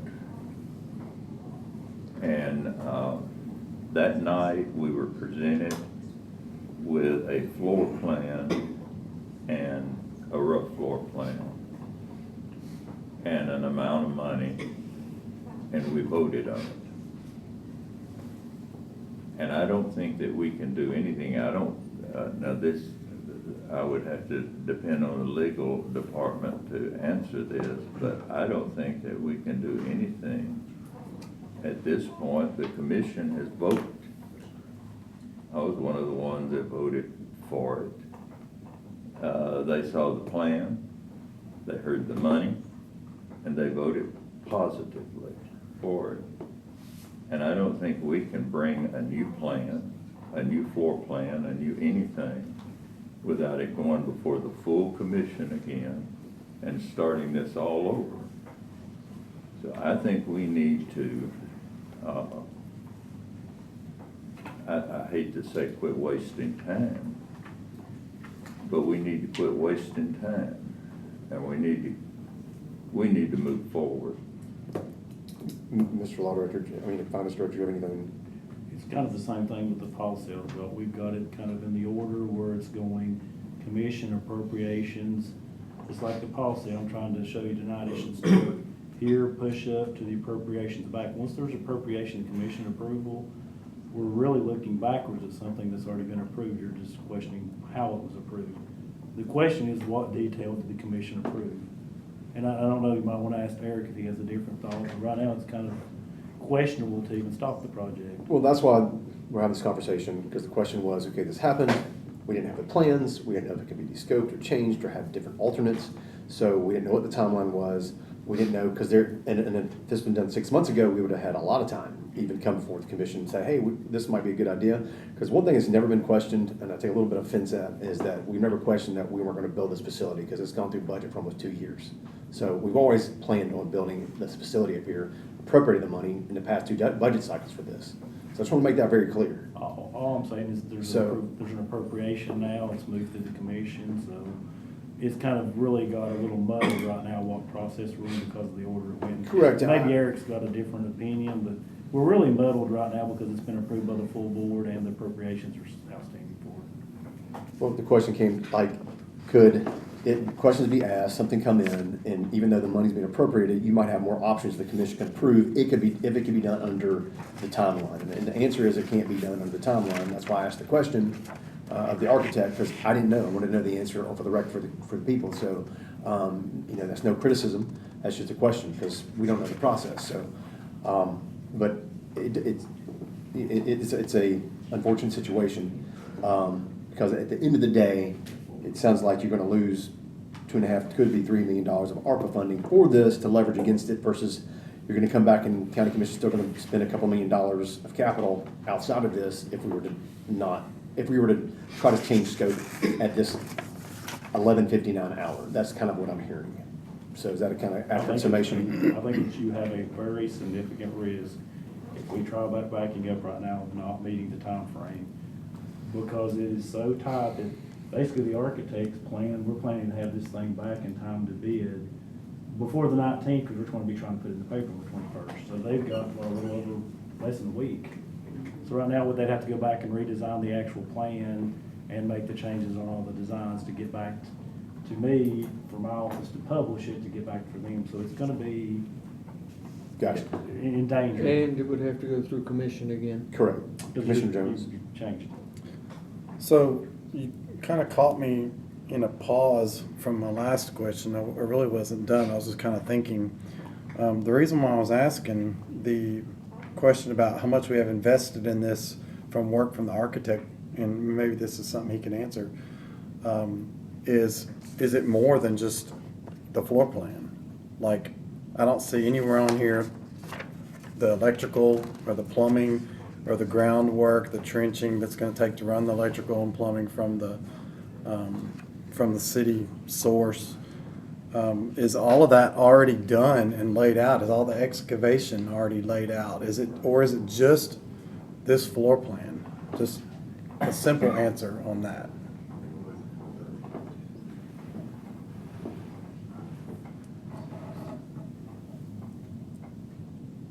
People are diligently working to prepare all the documents to be able to have it checks up by Monday on all disciplines. The other, okay. I have a question real quick, if you don't mind. Oak Grove, since you guys are up here, Oak Grove building, originally it's going to, they wanted like a $150,000 building. They got told by the previous county mayor couldn't do that because it's a county facility, had to be like almost $500,000, so it was like $406,000. Now we're up to over $900,000 because of it versus the pole barn, I guess metal versus the wood. Commissioner Jones brought that up at the last meeting. That project, is it under the same things? Like you can't like change that, like same building structure, but like if it's gonna reduce some cost on that and cap, I mean, are we still in the same spot? You just, there's no. You got us on the same schedule for that one. I mean, it's a very straightforward rectangle with 3 apparatus bays and a small training room, paper storage office. So, As far as building materials, that's like, that's detrimental. Pre-engineered metal building. Where we should have been about 4 to 6 months ago at least, if we're gonna talk. It should, if we were going to do this direction, we should have started with the concept, with the architect, and with alternatives through this committee, bid it with alternatives, and the bids come back, you put alternatives out. But we're not designed that way right now, and we're pretty far down the road. Commissioner Klein, yes, sir. Just a couple of things. Mr. Chairman, we didn't have this at our meeting. We had a drawing that I had made that was about a third the size of this, but we didn't have this yet. This didn't arrive till A couple days after. yeah. Okay, I understand what kind of a predicament we're in, and my hat's off to you. You guys are really killing it. This is a ton of work to do in a very, very short time. The only thing I would ask, Mr. Poss, I think your bays are way too wide for an 8-foot vehicle. Unless there's a shear wall issue for the wind load that you're talking about, Mr. Cannon, I think it would save substantially if we cut, something off, if we narrowed this up. But I'll leave that up to your experience. You're working with the structural engineers. If Mr. Poss can see his way clear to, these are 8-foot wide vehicles, and we're talking about a 20-foot wide bay. So that's 10 feet on each side. Is that right? 6 feet on each side. I don't know that isn't more than you need, but I'm not an EMT, so that would be one way that we could simply cut some cost out of it, but I'll leave that up to you. Commissioner Jones? I'll have to be honest, I'm just really angry. The experts in finance, the architect himself, everybody's saying this is where we should have been 4 to 6 months ago, yet we didn't have the opportunity to be here 4 to 6 months ago. This was done wrong. I feel like, somebody should be reprimanded for this. This was not done the right way, and my constituents, I'm angry for them because now we're wasting money because we didn't bring options forward to choose what we wanted. We let it go outside of committee, and we're here with our backs up against the wall at the 11th hour being forced to approve what's stuck in front of us. That is not the way government should work. But it does here. We're not doing it the right way per committee. I'm not saying Westmoreland doesn't deserve this or doesn't need this. They absolutely do. They're growing. They just sold a 400-acre farm and they're going to put 1,200 houses on it. It's growing. But the way it's being done is not transparent, and citizens should be up in arms about this. It's ridiculous. That's all. All right, anything else? I have things to add to that. To add to that, the mayor did not come in June, July, August, September, and October. 5 months. They're saying between 4 and 6 months of a timeline. This should have been brought June, July, August, September, October, and we wouldn't have to spend $4 million. Can I ask So a question? he should have to answer citizens for that. So, his email. Commissioner Jones? Can I direct a question? Just ask the mayor, why wasn't this brought before the committee? Why weren't you at any of the meetings So they could have over a the last 5 last-minute months? 11th hour emergency. Well, timeline that I gave y'all in several different reports, if we go to that timeline, the property was identified in Westmoreland, appraisal was completed February of 2024, PO was obtained February 5th, 2024. Worked on negotiations on the property. The closing on the property occurred in July. The request for qualifications was issued in July for the architectural and engineering services for the Westmoreland Station. Responses were due August 8th, 2024. We had one firm that was selected. Unfortunately, they came in wanting to charge us $600,000 and $6 million for the building. Said, no, that's too expensive. I know we can do better. So. Respectfully, Mr. Mayor. Hey, Tim. Well, that's my question, though. He's You asked fixing me to for the pass it. timeline. I'm giving you the timeline. I didn't ask for the timeline. I said, why wasn't it brought here? Well, this explains. You said that they brought forth something that cost too much. What were they bidding? What were they quoting? We didn't give it to them. It never came here for us to give to them to quote. $6 million, it wasn't worth bringing anywhere. I But we were on understand that, the but the time need crunch. had to come here first for them to bid whatever they're gonna bid. The cart was put before the It was horse. Concept, Whose concept? their concept, Who's they? the TMP, right here that's in the report. How did they know what we needed? That was the estimate that they had given us. How did they know what we needed? That was based on what was given to them. There's the problem. That was given to somebody beside this committee. It should have come to the committee.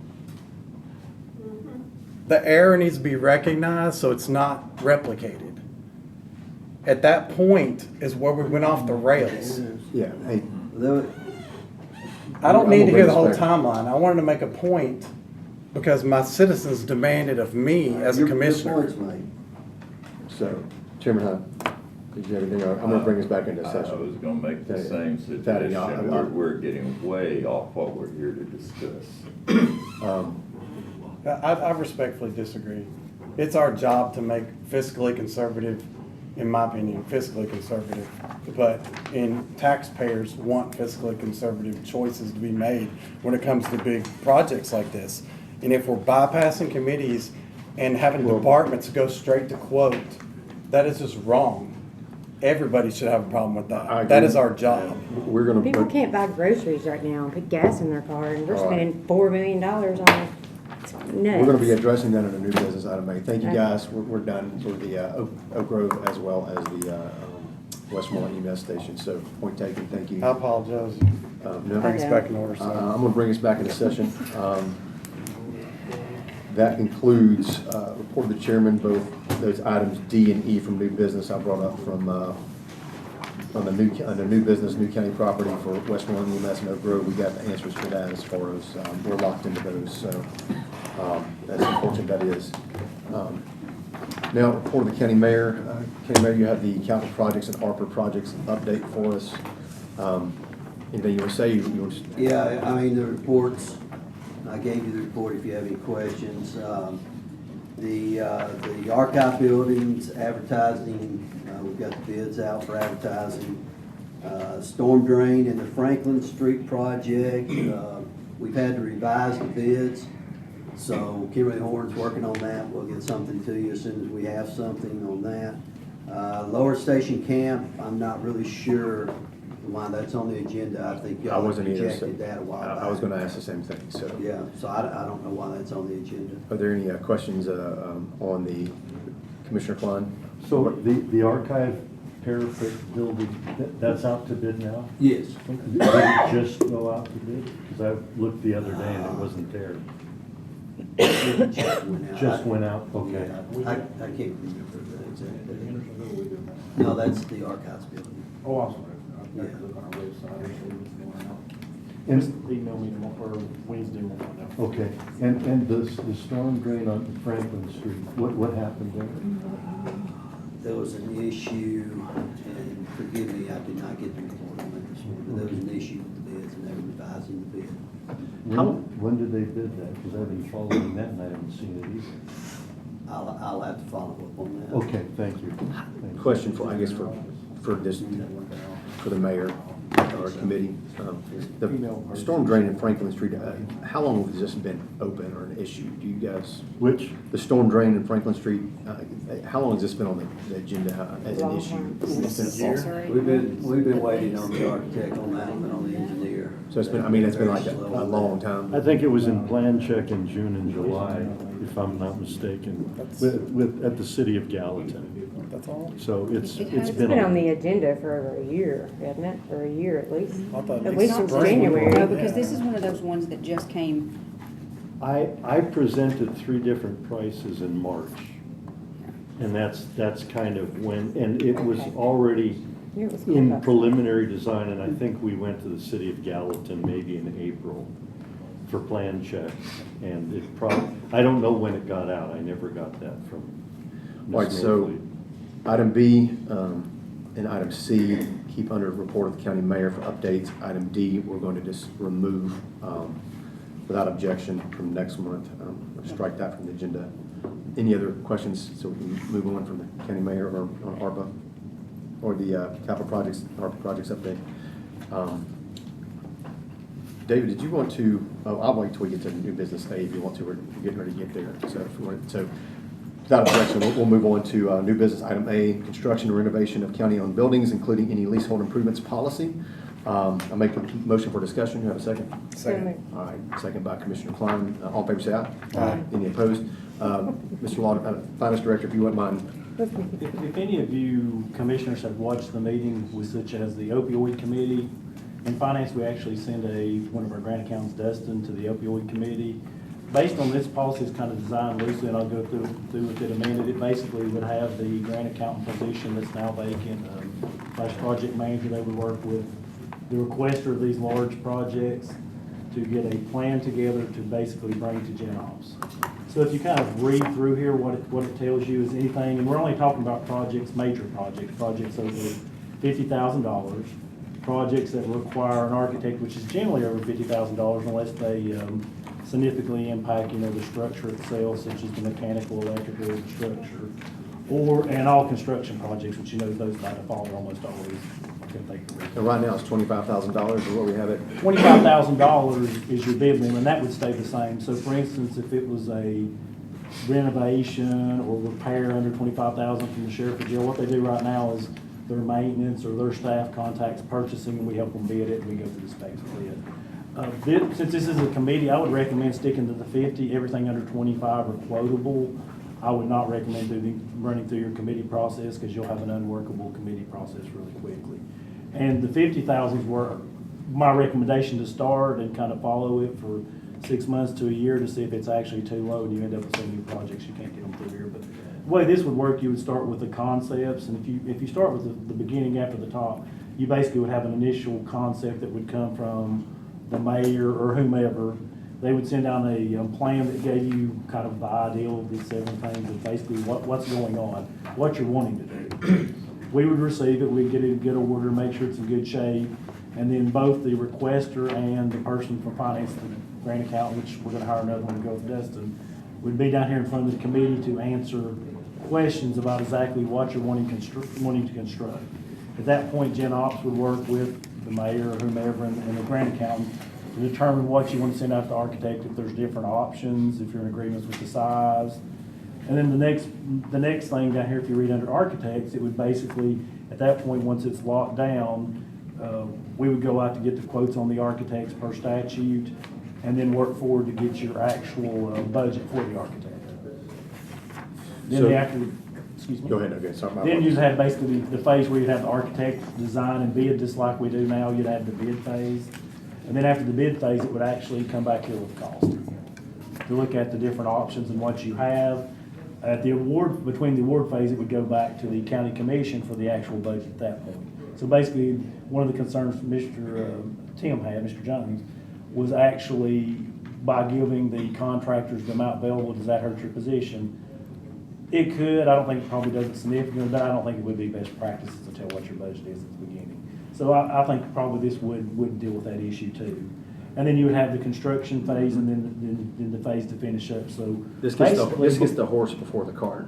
Basically keeps the horse before the cart. You guys have determined one, from an official, whoever determines the initial concept. They send you an initial concept plan down, the committee works through it, architects decided to be obtained, you guys give a recommendation to budget. Basically, in the synopsis, it goes up to budget, you get an architect.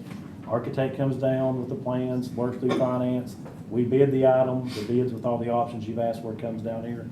Then you decide whether you want to rebid, take a different option, decide not to do it at all, wait till later, or send it on to commission for the appropriation. So it's a good classic use case example of what we just experienced in the past 2 weeks. Had this policy been in place, we wouldn't have had any of these issues. You wouldn't have had any appropriations because at this stage, you guys would have already talked to figure out what you wanted before it ever went to the architect. So the architect would have got basically the information from the grant / project accountant. This is what the Gen Ops approved. This is through the work. This is what they want to do. The architect would have had that in the front. Commissioner Jones? Is there anything in here that prevents a parallel action from happening that goes outside of this committee and then is brought to the floor, and with enough votes you can do whatever you want to do? A couple of things should stop that, but let's just think about it. Number one, the first code section I put up there basically is the legislative body is oversees all these projects. Number two, you guys have adopted rules that says that this is the committee that does renovations and constructions. And number three, your private act says that things that go to the floor are supposed to go to the budget committee first, unless you're gonna violate your private act and be considered. Can the county commission, just as has been pointed out several times, 13 votes, if there's no law preventing you, you can do it. But if you try to adopt this as a rule and you follow this would be your best practices to kind of keep things smooth and orderly. Because if you look at your last county commission meeting, there was probably, a good 2 hours of discussions on these two buildings.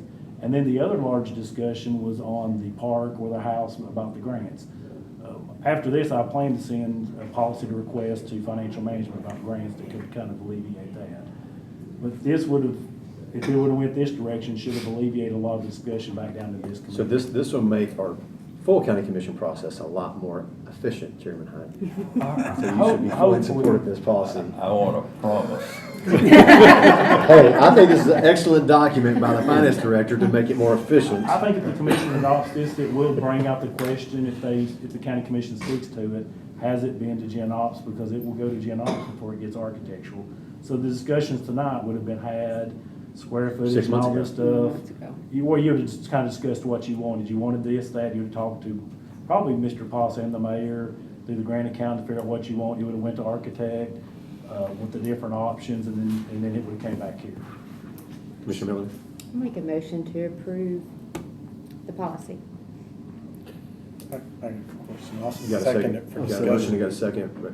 I'll still- second for discussion. Go I ahead just wanted to and get get the the law key. director in. So we have CTAS that explains what committees' responsibilities are for, which are supposed to be firmed up by Tennessee state law, right? Okay. And this kind of pulls a lot of things together, I guess, and reaffirms that and everything, but Technically, I mean, not in my understanding, we can get rid of all committees except for financial management and budget. It's not a statutory. And we could just spend 8 to 16 hours on the floor every Yeah, month that's where I was and gonna have a lot go of with fun. this, was I think at the end of the day, this committee creates a polished package to get up and expeditiously get it through commission.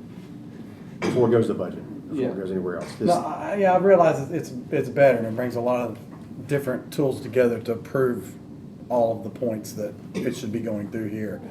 I guess I was trying to get, does it preclude other people from doing it any better than what it did before? You're asking, can somebody still just, can the mayor and the EMS chief just completely bypass the committee Yes. and go straight to the floor commission? Yes.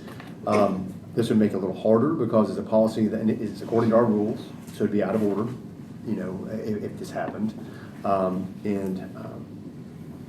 At a minimum, but it's also a policy that if the county commission adopts with 13 votes, and I think this policy is a very good one to understand this. So you're not going to have people just getting frustrated and angry for no reason. It's 'cause you something know the clearer process. to point to. It is Okay. it's a very outlined policy. It takes the best practices of state law and what we should already be doing anyway, but this enforces it, because right now it's a disparate, just shotgun approach across different. And it's a ratified policy at that time. If you don't do it this way, It's not, I feel like it's people taking advantage of ignorance, and this would keep that from happening Tim- because it's right there. Tim, what you've got right now is your rules say that this committee is in charge of this, this, and this, but it doesn't go back and give you details how you get from beginning to end. And one thing, just like the mayor mentioned at the budget committee, he did not want to run forward because he had a concern that because he had estimates that came back higher, he did not want to run forward with the architects. You're running into the chicken and the egg again.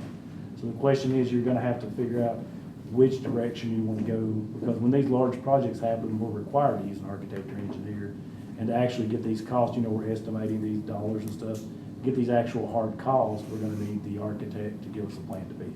So the best thing we're gonna do is go ahead and bid and then come back to you guys with the cost. But you would have had, at the beginning, you would have had an ideal, more of an idea of what the building was gonna be like. You're gonna ask these questions, how big? Well, but to my how point, the good. concept starts here. Yes. Even with this. Concept before you even get an you're architect. not gonna have, for example, a Grove where we thought it was gonna be one building, and then the architect worked directly with them, said, you want option A, B, or C? We want B. Great, that's $500,000 more, Let but me- we didn't know it. let We me didn't be go through clear, this Tim. process. The actual concept would start with a statutory office coming to finance and say, based on this one, we want to send you this concept. 2 weeks before Gen Ops, we would go through and make sure it had everything to get your agenda, sit in here with you based on what understanding we could get. So the concept would start with them, but it would come down to you guys to make sure you understand and willing to support the concept to move forward. Chairman Hunt? As someone who built tens of millions of dollars worth of buildings, let me say, sometimes there are constraints that, just like tonight, where we were under a time constraint to get this approved. I could support this on the floor if the commission votes for this, if it's considered a guideline, a strong guideline to follow. But there will always be special exceptions like tonight where we don't have time to go through and actually you could have projects bogged down in committee or even purposely held in committee for a long length of time and longer than it would take to get this through. So if this is considered a guideline of what we will do and procedure that we would use, I could be supportive of it. Well, I would just, just to comment on, we wouldn't have had it happen tonight had this policy been in place. We wouldn't have had it happen from the floor of the commission 2 weeks ago had this policy been in place. So that's, If we had time. We didn't have time.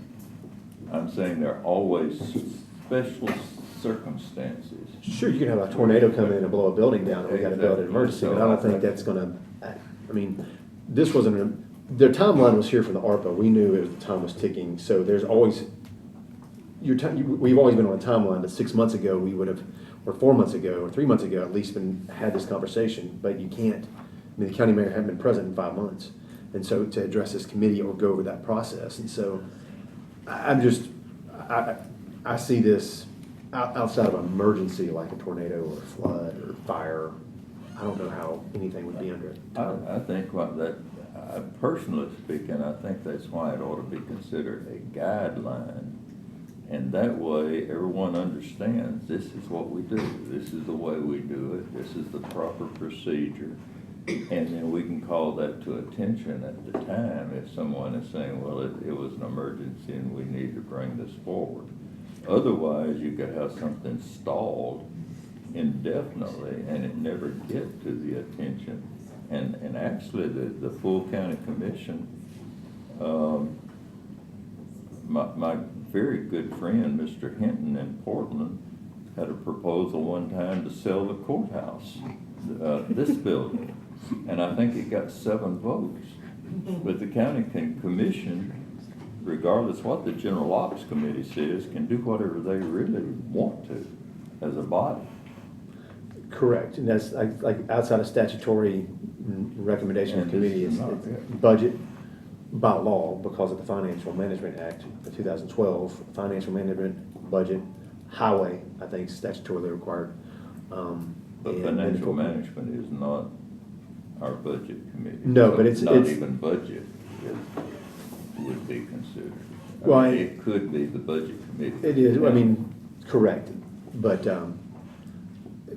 as far as like, I don't know if we're talking the same thing, Chairman Hyde, as far as what you're proposing, or a policy, I mean, a policy is a policy, I don't see it as a guideline or suggestion, but maybe you help clarify, I'm not sure if I'm understanding, or maybe I'm just.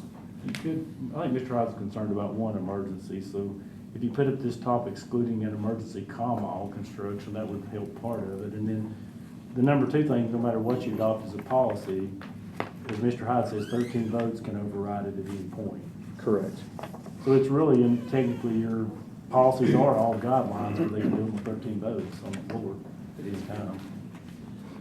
But I mean, we talk about policies here and wanting to have policies for employees, for departments or the commission or the opioid committee. I mean, having policies and guidelines to, here's our standard that we're achieving for. But yeah, at the end of the day, state law allows 13 votes to add something to the agenda, to conduct business, unless you can get sued because it's not public notice for something that's of great importance or a monetary value.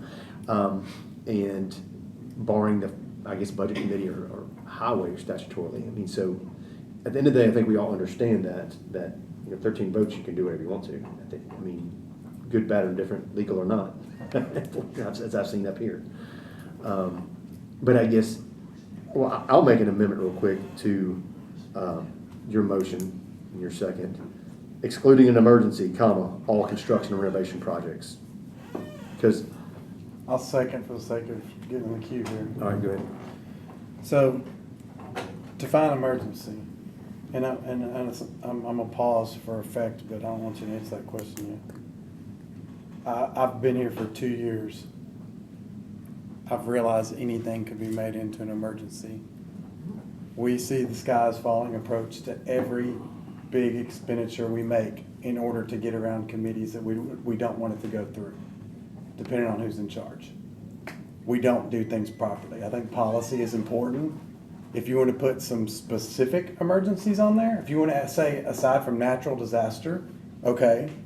But if you're going to say emergency, people will find a way to have more emergencies. I will amend my motion, I guess, more of a force majeure, a contract of like an act of God, barring, excluding an emergency, I don't know how to phrase that. Here I can tell you one right off. Like, for instance, if we're in this building and the air conditioner, heat and air blows up, it's gonna be over 50,000, but you're probably gonna want to put it as an emergency. Sure. So, I mean, that's why I say, when Mr. Hyde said, I said we probably do need to put excluding emergencies, but But we gotta define it. Kind of define what your emergency. Well, we already have that in our rules, that 2/3 vote of any committee can add something in the commission as well. If 2/3 vote can go ahead and vote on an emergency. I So think that takes exists. care of his worry is that 2/3 to put it on an agenda and 13 votes to No, it already exists. pass it. in our That's what I'm saying, rules. it's already there, so I think that takes care of his concern. But the emergency part worries me because now things are gonna be turned into emergency and held I'm quiet going and to secret. restate my Okay. amendment. All right. And point taken, because I've been up here 7 years, An and emergency. Chairman Hyde's been up here 30-plus years. 33 now. 33 years, this is my 7th, and this is, Chairman Hyde heard Mo say it from the floor quite often, and myself, the sky's falling chicken little, and it's always an emergency, you're right. This is an emergency because of lack of a policy in planning. That's the only reason it's an emergency, and no other reason. It's road This is a cowboys. building, the sky's not falling, they've got a building there, it's a fine building, it works, the crew's done, I mean, there's nothing broken. It's just not brand spanking shiny new. Let's be honest here. They need more. But I mean, let's be honest, let's be real. It's not brand shiny new and all the bells and whistles and upgrades. But there's nothing broken and non-functional that keeps county operations from happening. So I guess maybe you guys can help me with the definition of excluding an emergency, but I'm not going to say the word emergency. I'll say, I don't know if it needs to be a natural disaster, act of God. I mean, what are those words in this force majeure? A sudden, unplanned event. That's pretty good right there. Sudden is the key word. Because if this air conditioner blows up out here, it's sudden. It's So we a don't sudden know. unplanned event. Where did your policy come from? That's just one I read based on the best way that would logistically go through there. Where was it? What now? Huh. That was just the policy. I thought that would best bring the stuff through the committee. He's asking, did you find it or did you No, I write didn't it? find it. You I wrote wrote it? it. I wrote it. He recommended it after the last commission meeting, seeing how painful that was, in order to be efficient. Well, after we ended up with the other grant accountant, which has a lot of the project management. After the last commission meeting, I went back and wrote a policy that would kind of mirror how we're operating things in the opioid committee fairly closely. So it's kind of a policy I wrote to make it work. I think, personally speaking, I think everything is questionable. Now, I think Tim is correct. I've known Tim since he was yay high. And Oh, I he's was like this big. And he's a very, very bright person. But let me say, what's an emergency to Tim, he's correct, is not an emergency to me. And I would feel more comfortable if we put in there that, except for 13 members of the county commission asking that it be brought forward from a committee. That's a majority of this commission. I feel better about 16. 16, why 16? So you couldn't get it out? I'd like to springboard off that if I could. Regardless of what you decide here, Robert's rule specifically says that any main motion or any other matter that's in a committee can be discharged by the commission. They just need the majority vote. So regardless of what you can keep the policy the way you had it before. If the commission votes to discharge a certain matter out of a committee, they get the 13 votes, then that matter's there in front of the commission. So your emergency can be dictated by the terms of whatever the commission thinks that emergency is at the time. I will debate that. I think it's 16. I spoke to CTAS on that, so I know it's an argument, but I've lost that on the floor, so Yeah. I challenged that. But I'd like to see that CTAS. No, well, the county. I'm talking about before it makes it to the commission, because if the mayor's sitting here, just the day-to-day operations, in this building here, we have thousands of people go through a week, maybe tens of thousands, a lot. The heat and the air goes out, especially in the winter. This air goes out, it's gonna be costly, and we can put temporary in, but we're gonna have to get it suddenly fixed, and it's gonna be over $50,000. So it needs to be an emergency, even though it's over 50. That's why I'm saying in an emergency sudden event, basically the policy needs to be disregarded to repair, or to keep things operational. An emergency is usually defined as something that does significantly impact risk to equipment, personnel, or a major disruption of service. That's generally how it's defined. Right.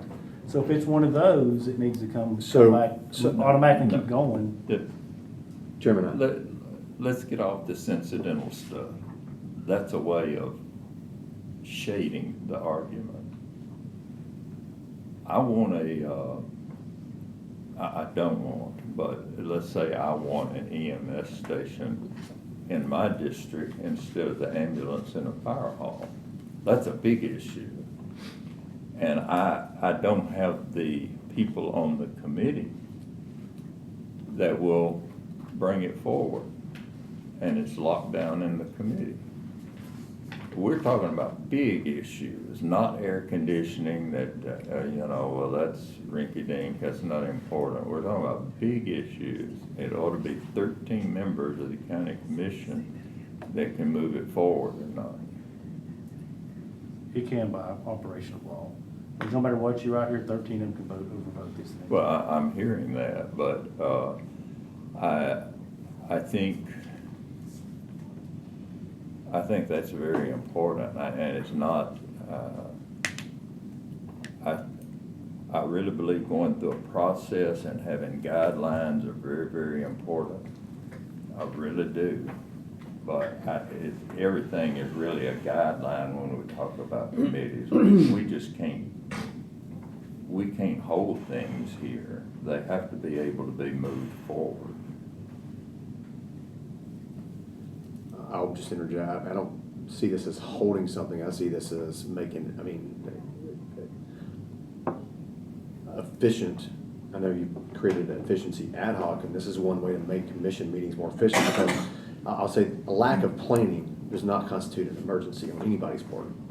Unfortunately, it becomes an emergency is what Commissioner Jones was fired up about. Designed emergency. And so, or designed, a lot, we believe there are things that are emergencies by design to bypass the committee process. So I guess their argument can be put the opposite end of the fence to create that chaos or that false sense of urgency so that it doesn't go through a checks and balances process. But And if that's the case, why not call it guidelines?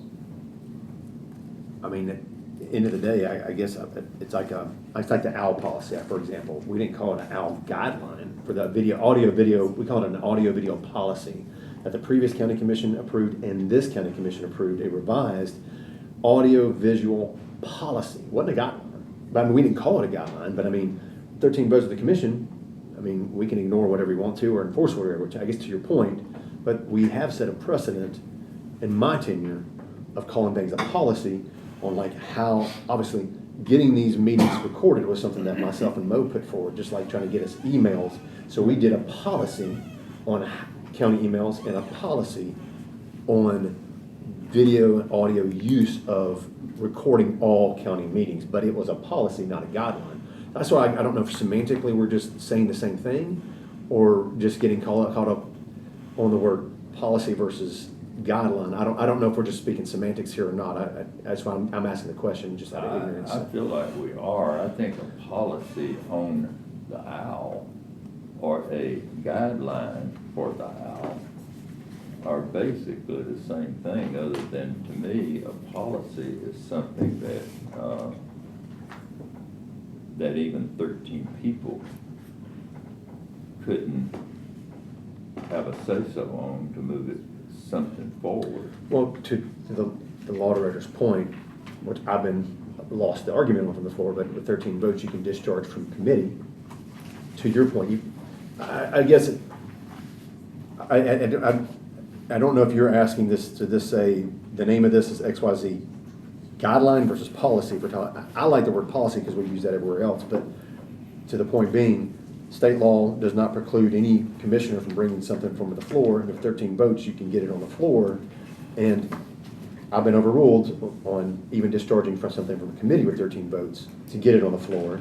But this is a policy / guideline as far as a process for going through the planning of county projects and county buildings and what's the county legislative body's job in doing this. And I think the longstanding plan has been, and even the document that we had before I got here that explains all the different committees is the purpose of the General Operations Committee, which you were on before and talked about getting up on the roofs and getting up on the jail, and you guys got on and climbed and inspected everything, kind of like Commissioner Klein reinstituted that had been lacking for about 8 years.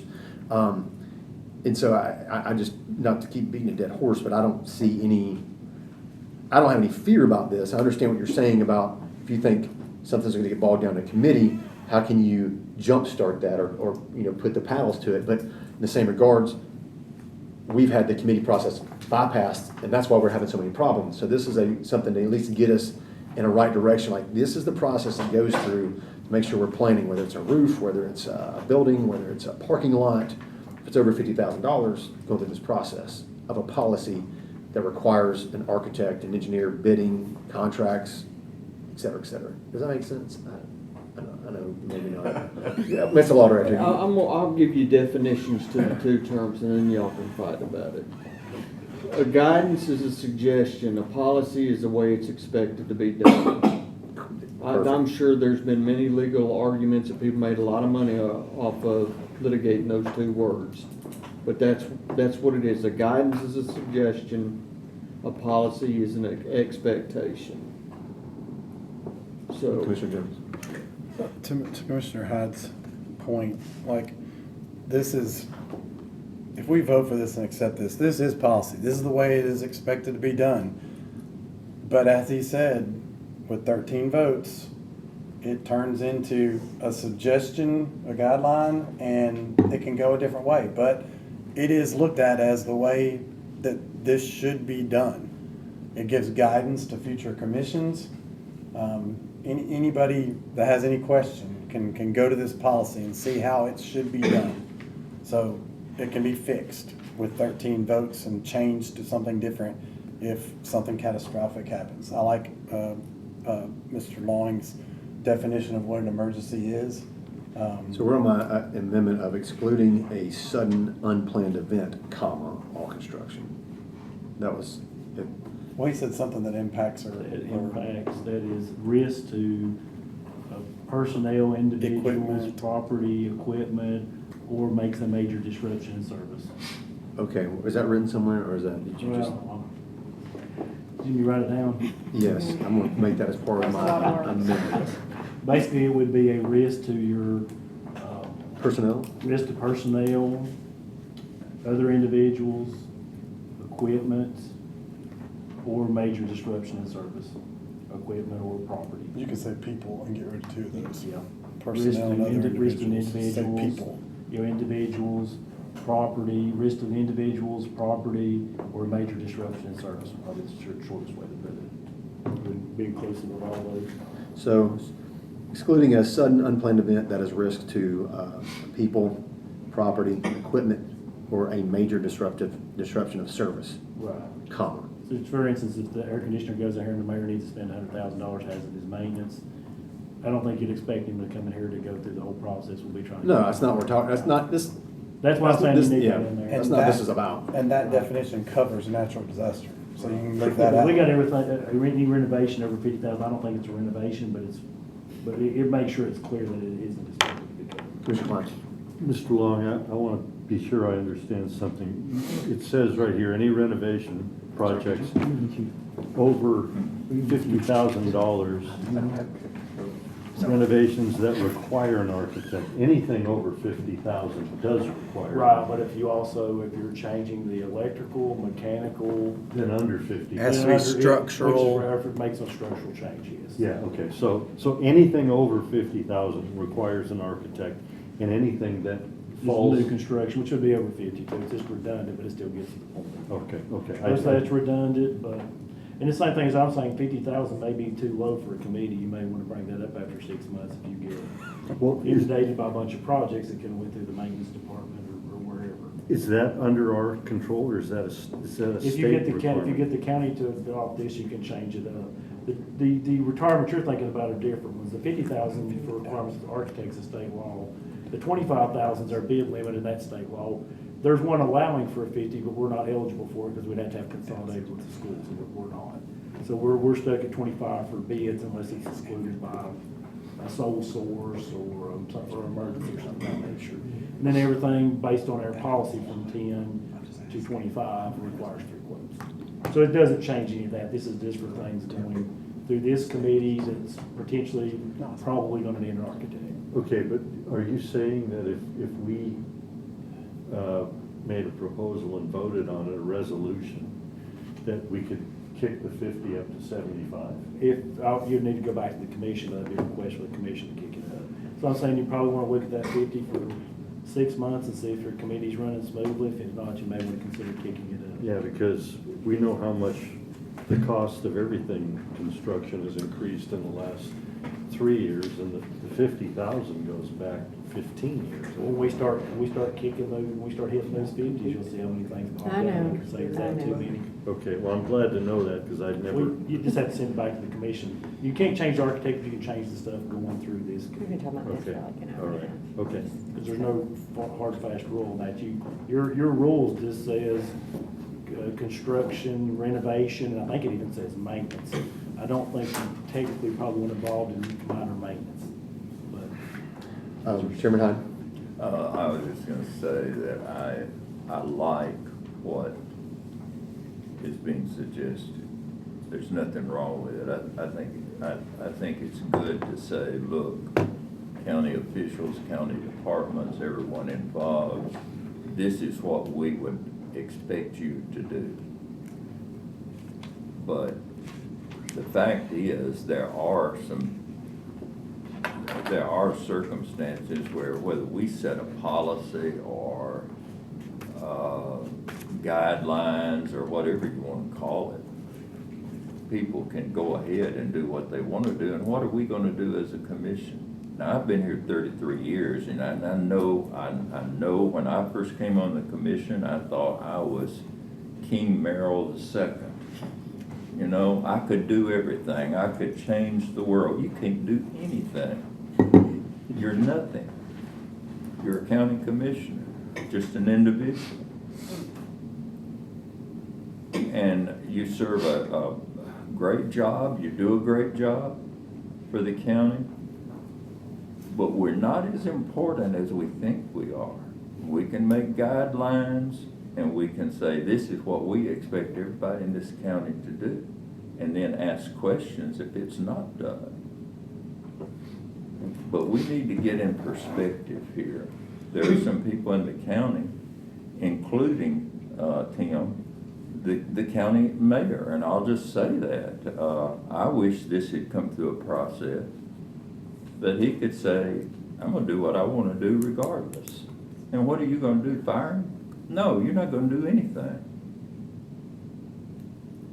So, there, I've said it, and I should have kept my mouth shut, but I said what we need to hear. Mr. Jones. I'll just add that if we don't do this, the result will be more meetings like this, where everybody throws their arms up and gripes about not having policies and doing things the wrong way, and there will be hours-long meetings and hours-long commission meetings where we gripe about what was done wrong. I agree, just because this wasn't done in an open and transparent manner, it was last minute. Public didn't know about it, you could ask questions, it goes through a committee process, and you're gonna, it's the tax dollars, it's not a waste of time in my opinion, because we're dealing with public money, it's not my money. You know, I agree, we're not important, it's the taxpayers that are important, not us. We're here to serve them, but I do agree with that. But to restate my amendment, excluding sudden unplanned event that is risk to people, property, equipment, or major disruption of service, comma, all construction or renovation projects. That's my amendment. I'll second it. All right. All in favor say aye. Aye. Any opposed? All right, back to the main motion. Any other discussion on this? Or any other questions? All right, all in favor say aye. Aye. Any opposed? All right, motion carries Can we unanimously. have 5 minutes, please? Go to the full commission, yes. You guys need a 5-minute recess? All right, we'll take a quick 5-minute recess. I hope I'll move through this a little faster. I did. Okay. Next time. Next item under new business is item B, Latimer Brown House Historic Restoration. Have a motion for discussion? Second. Motion by Commissioner Yes. Jones, second by Commissioner Holmes. All in favor say aye. Aye. Quick question, Mr. Mayor, I just have a question as far as we passed that resolution asking for the $500,000 to be transferred to the Finance Department. And, well, I wish David left. Second part of the question was getting started on historic preservation grants was part of our resolution on the Brown House last month. Is that something that's in your queue, or I can follow up with you about? We haven't started yet, we'll try to start looking. Okay, I was just, those are my Right two now, we're just questions. trying to get the ARPA stuff out the door first. That's fine. We'll come back. There's one that opens in December, which is. Where are we on that process, Mr. Mayor? I actually got the paperwork today from Vanguard. Okay, so So I'm working on getting all the signatures and getting it back to them. So, and what's the next step after that? Like, do you get time, like, Once they get all of it transferred. and then we can transfer it to the finance Then we can, trustee yeah, and the we'll finance? talk about it then, yeah. Okay, all right, I don't think we have anything in discussing this. I got a question about that one, Go ahead. question. What's been being done in the last 2 years with expenditures that are coming out of that account without trustees to sign off on it? Or have the old trustees been managing it? I don't, There's been no activity on the account. so there's been no It's just funds sitting- distributed it's just in sitting 2 there. years? Yeah. So Not even the technology trust? the schools haven't, because the schools have They taken. took a withdrawal out right before, I think right before the election. I have to look. So there's All been the no- documents are up in legal. I don't have them right now. So there's been no disbursements of those accounts in 2 Not years? under my administration, because I can't pull any money out. Okay, and so neither can the school director, his name's not on it either, on the accounts. But do we know for a fact that none others have? Because they're the ones that have been getting the reports, not anybody else. No, The they've been reports are coming here. upstairs. Okay. They're in his All right, great. office. That's all I know. I mean, I There's looked at been a no lot. withdrawals made on the account. Okay, does that answer your question? Mhm. All right, without any objection, we're gonna put the Latimer House Historic, Brown House Historic Restoration on the old business for next month. Commissioner Pine? One question. When can we get in the house? We don't have access to the, The schools, get with the schools. I don't have access to it. I'd have to call the schools. Okay, So- so. Why do the schools, I mean, it's. Well, it's owned by both the county and the schools. They're both on the deed. The house? The house. Coordinate that. Okay.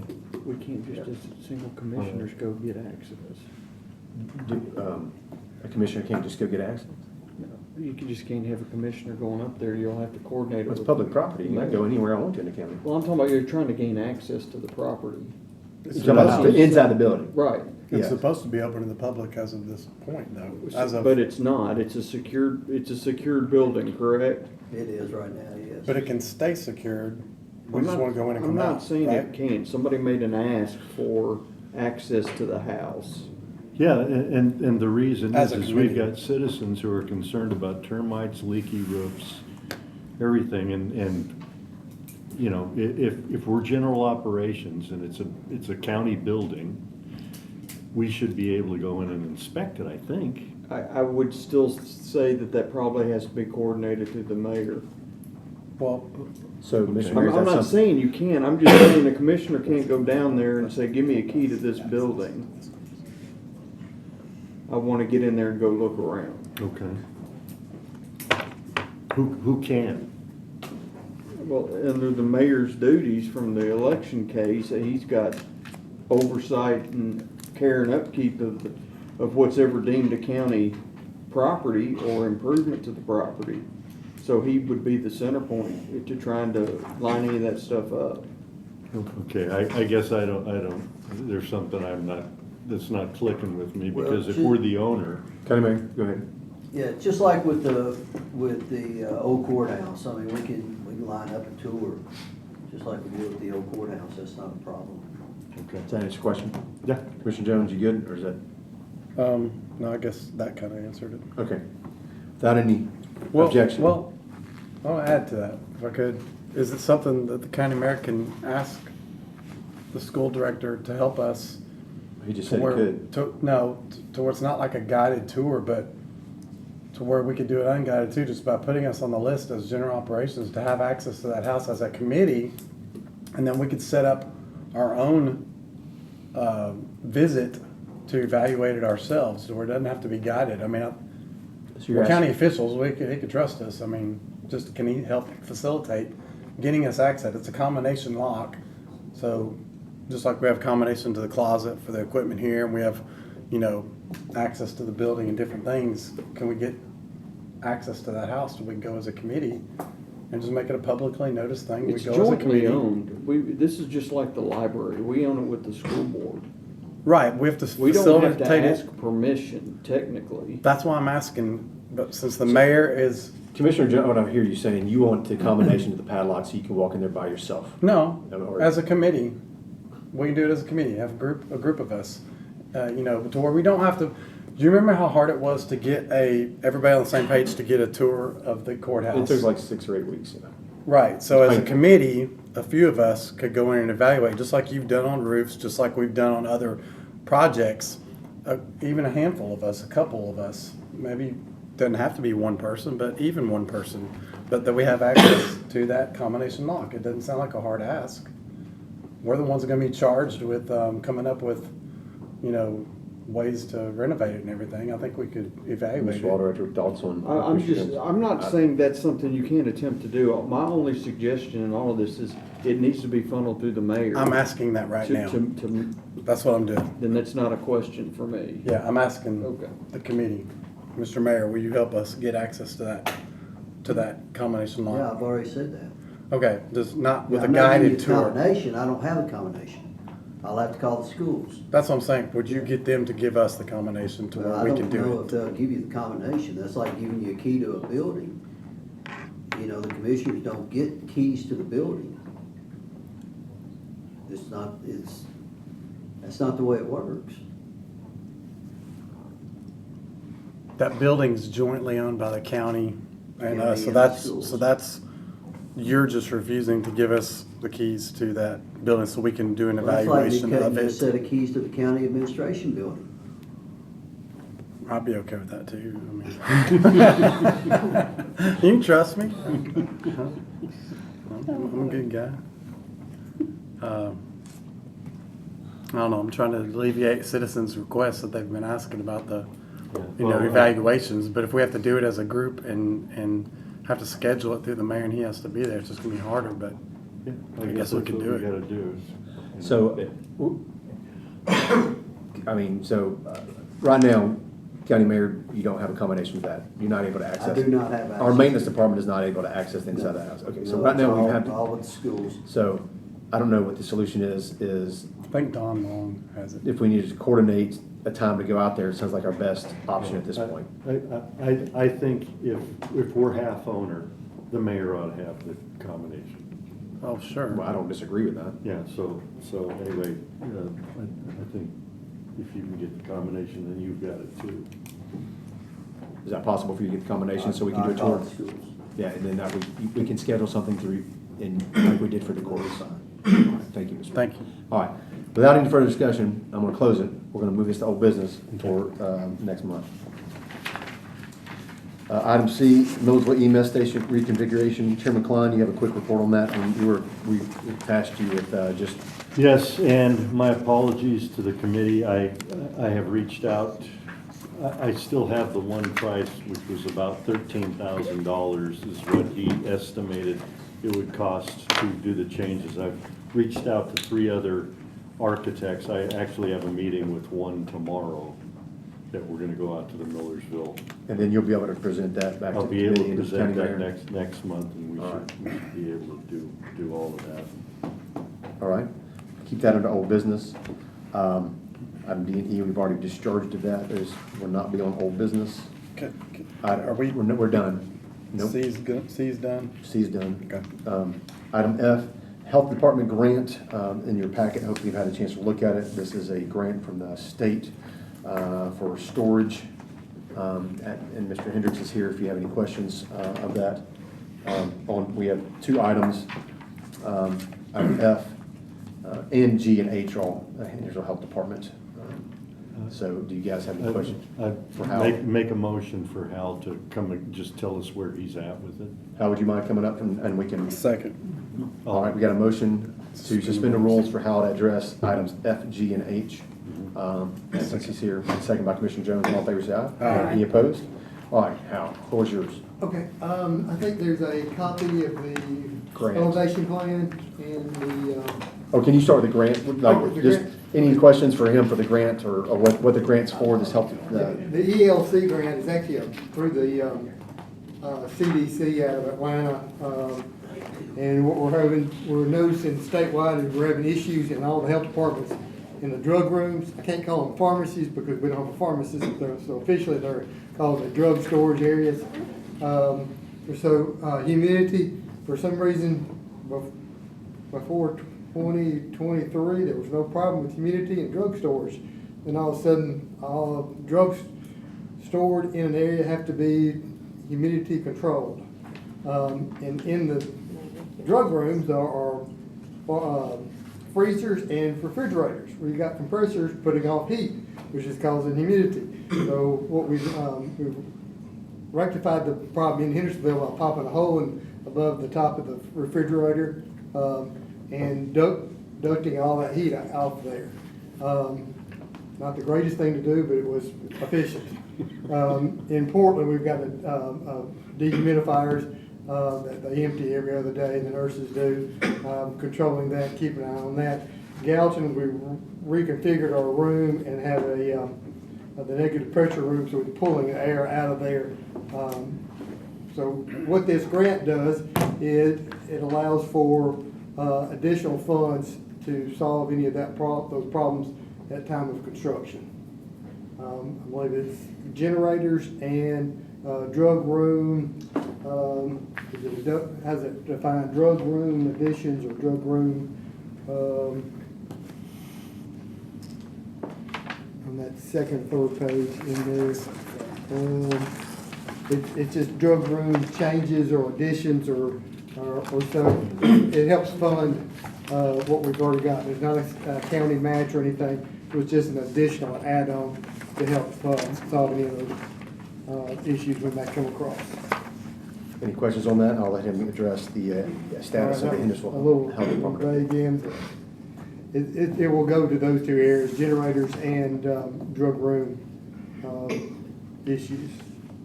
Is there anything you want to add for like the status of the Hendersonville Health Department reconstruction? Yeah, you'll see the blueprints right there. We believe we have What page is that come on? up with Are these the ones that got handed out? Yeah, this Yeah. is a handout. Yeah. our plans and the elevation plan with the front, all sides, you can see there. So I think, architects, and the engineers are doing their thing to bring us, to start down to getting to the specifics. Materials, colors, interior setup. So they're still in structural design and finishes. Yes, he's just Yes. giving us an update on the health department. Just a status. I will, admit myself when they just start talking colors, 'cause, I've got plenty of ladies to help me with that, so. Chairman Hyde had a question for you. Sure. How much additional space are you encroaching on the magnet school by the building of this facility?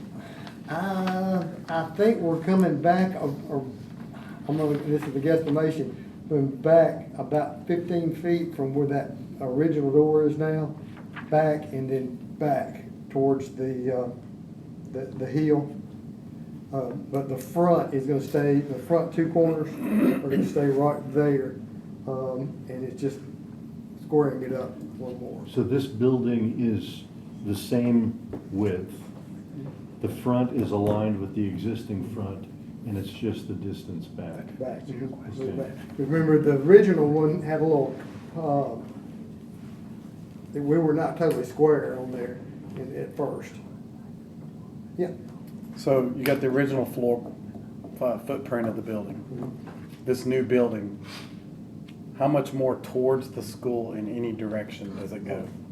15 feet Closer closer. to the school, on which wall? That'd be the south wall.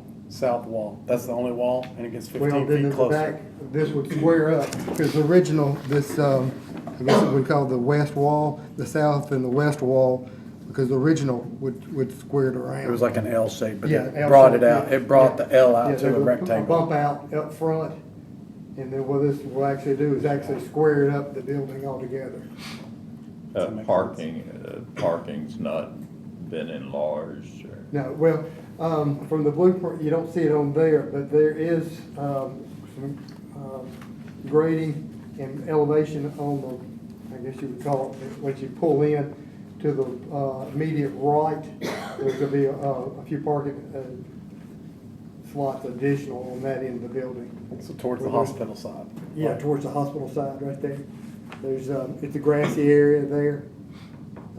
It was where that original entrance was on the end with the frame in, the double doors. Where somehow 20, 25 years ago, they said, let's go on the front, this end instead of the end. And I think that may have been an addition after the fact, maybe in the 70s, or early 80s timeframe or so. I just know that. Kind of an entrance porte cochere kind of a thing. Yeah, changed, so, it's gonna go right where we're sitting now. That's a real crowded facility for K through 12, and I just want to be protective of too much encroachment on a very small campus, really. There was some blueprint plans that the architect had, I don't know which one I saw that, the sidewalk between the two schools, a walking trail between the buildings. And of course, that was, we said that was not necessary and eliminated because of cost.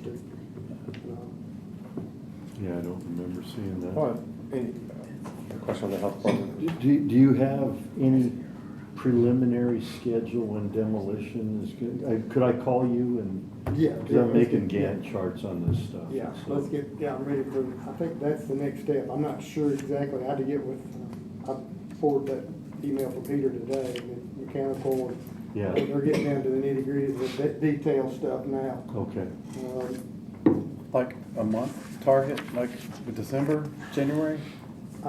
Yeah, I'm hoping so. I mean, I would like to demolish this building before December, or in the December timeframe, so we can start, getting in there in January. Of course, January, February, March, you don't do much with the weather. Are you gonna be overseeing the project? Are you gonna be the primary? Yeah, I'm gonna be down there. Okay, so you'll be coordinating on behalf of the county with the state, okay? Yeah, they're gonna see my smile Your every mug day. everywhere. Yeah, and I've got, my nursing supervisor, clerk supervisor, three of us, somebody's gonna be down there every day on top of it. Okay. If you could find out whatever you can, maybe we can touch bases later in the week. Yeah, I need to get. And then I all can of get some target dates and just at least start the chart. Thanks. Mr. Chairman, it's a question for you, but he may need to interject. So this, here we are getting ready to start another project right here, the physical part of it. Do we have, like, in the bid, do we put a project manager in the scope? I don't. I appreciate you wanting to do the Gantt chart, but I think somebody that works for the company that's doing the work should be reporting and at least looking at those Gantt charts Yeah, together. and the only thing I can tell you about this is the state is basically paying for the whole thing. And so. Well, we're contributing like $600-something thousand for ARPA. We're not paying for the whole thing. Yeah, and. It's like $690. They're making up the difference of what we didn't already pay, right? Correct, we're paying over Is $600,000. that cash? Is that ARPA cash? Yeah. Okay. We're giving $600-something thousand. I mean, it's been in the budget process for like over a year. I Maybe a year and a half. I thought the land. No, was. if you remember, it went from renovation Yeah. to full rebuild because ARPA came in and We discussed this in we the had the budget. opportunity to have a whole new building because of ARPA. So that's why I'm asking, we need to get this project manager locked down at the beginning, because every project assigns one and they should be reporting to this committee. If you want to take that on and Well, it comes to you and you provide what information, that's It fine, sounds but. like Hal is. He's not a project manager, though, with all due respect. We need they will have their own. They have to report to their people and coordinate their own. We need that guy's information. Have they hired a project manager on behalf of the state, or? Not that I'm aware of. Well, the state's bidding it out to a company, I'm sure. Yeah. You're just talking about whoever the private contractor is building this, they're gonna have their own internal project manager. You just want to know who that That guy needs person to is. be talking to Okay, us. but we haven't bid it out, we don't have a contractor yet. No, so let's say it's ABC Construction, their sponsor, their individual who's over this, we can set it up so that they report on every month. I'm saying that at the Okay. beginning Yeah. because I appreciate what you're trying to do and what you're saying about the Gantt chart and stuff. But we've got an opportunity right now to get the right guy reporting to this committee from the get-go. And that just Right. all needs to be known by everybody, that that's the way we all talked about doing it, and we need to start it right now. Okay, Does that make sense? yeah. Yes. I don't know if we need to put anything down on paper that does it, or if everybody just keeps it in their mind, No. but. Yeah, Well, I mean, I think how we'll work with us on that contact and just get information from him. He's been really good about contacting Yeah, Commissioner Klein. I mean, until we have a contractor that's hired and contracted, we won't be able to have that guy, so at this point, Sure. it's Hal, so that's all I want the Gantt chart for, Okay. is to track, when demo's gonna happen, when plan submittal to the city's gonna happen, all this stuff, just so that we can follow a track. But you should not have to do all the. No, what- Can't through the whole thing. No. It could come to you Right. via this Project manager, guy. the site manager, Yes. and I'm gonna sit down with them and say, you and I will talk every day, either email or text or phone, and I wanna know a sit rep every day. And when it gets What's that? closer, maybe we put together a vote on how often we want reports or something, Yeah. quarterly or. But, yeah, monthly once or- the contractor's Yeah, yeah. hired, they'll do their own Gantt chart. Okay, and they'll I just present wanted it to say all us, that, yeah. make sure it's on everybody's All right. mind. I don't think we have any more questions for Hal. Good to go. So I'm gonna bring us back into session. Item F, to have a motion to approve. So moved. Motion by Commissioner Second. Miller, second by Commissioner Jones. All in favor, say aye. Aye. Any opposed? This will go to the full commission or go to budget. Item F. I think this goes to budget next, Mr. Law Director. Yes. So item F will go to budget on Thursday. All right, item G, motion to discuss. So moved. Second. All right, motion discussed by Commissioner Miller, second by Commissioner Jones. All in favor, say aye. Aye. Any opposed? I'll just get the queue real quick and ask, Mr. Law Director, I guess this is a request from, the county mayor had sent a letter requesting a fee waiver from the city of Hendersonville. And the city mayor of Hendersonville sent a letter back saying he wanted a resolution from the county commission.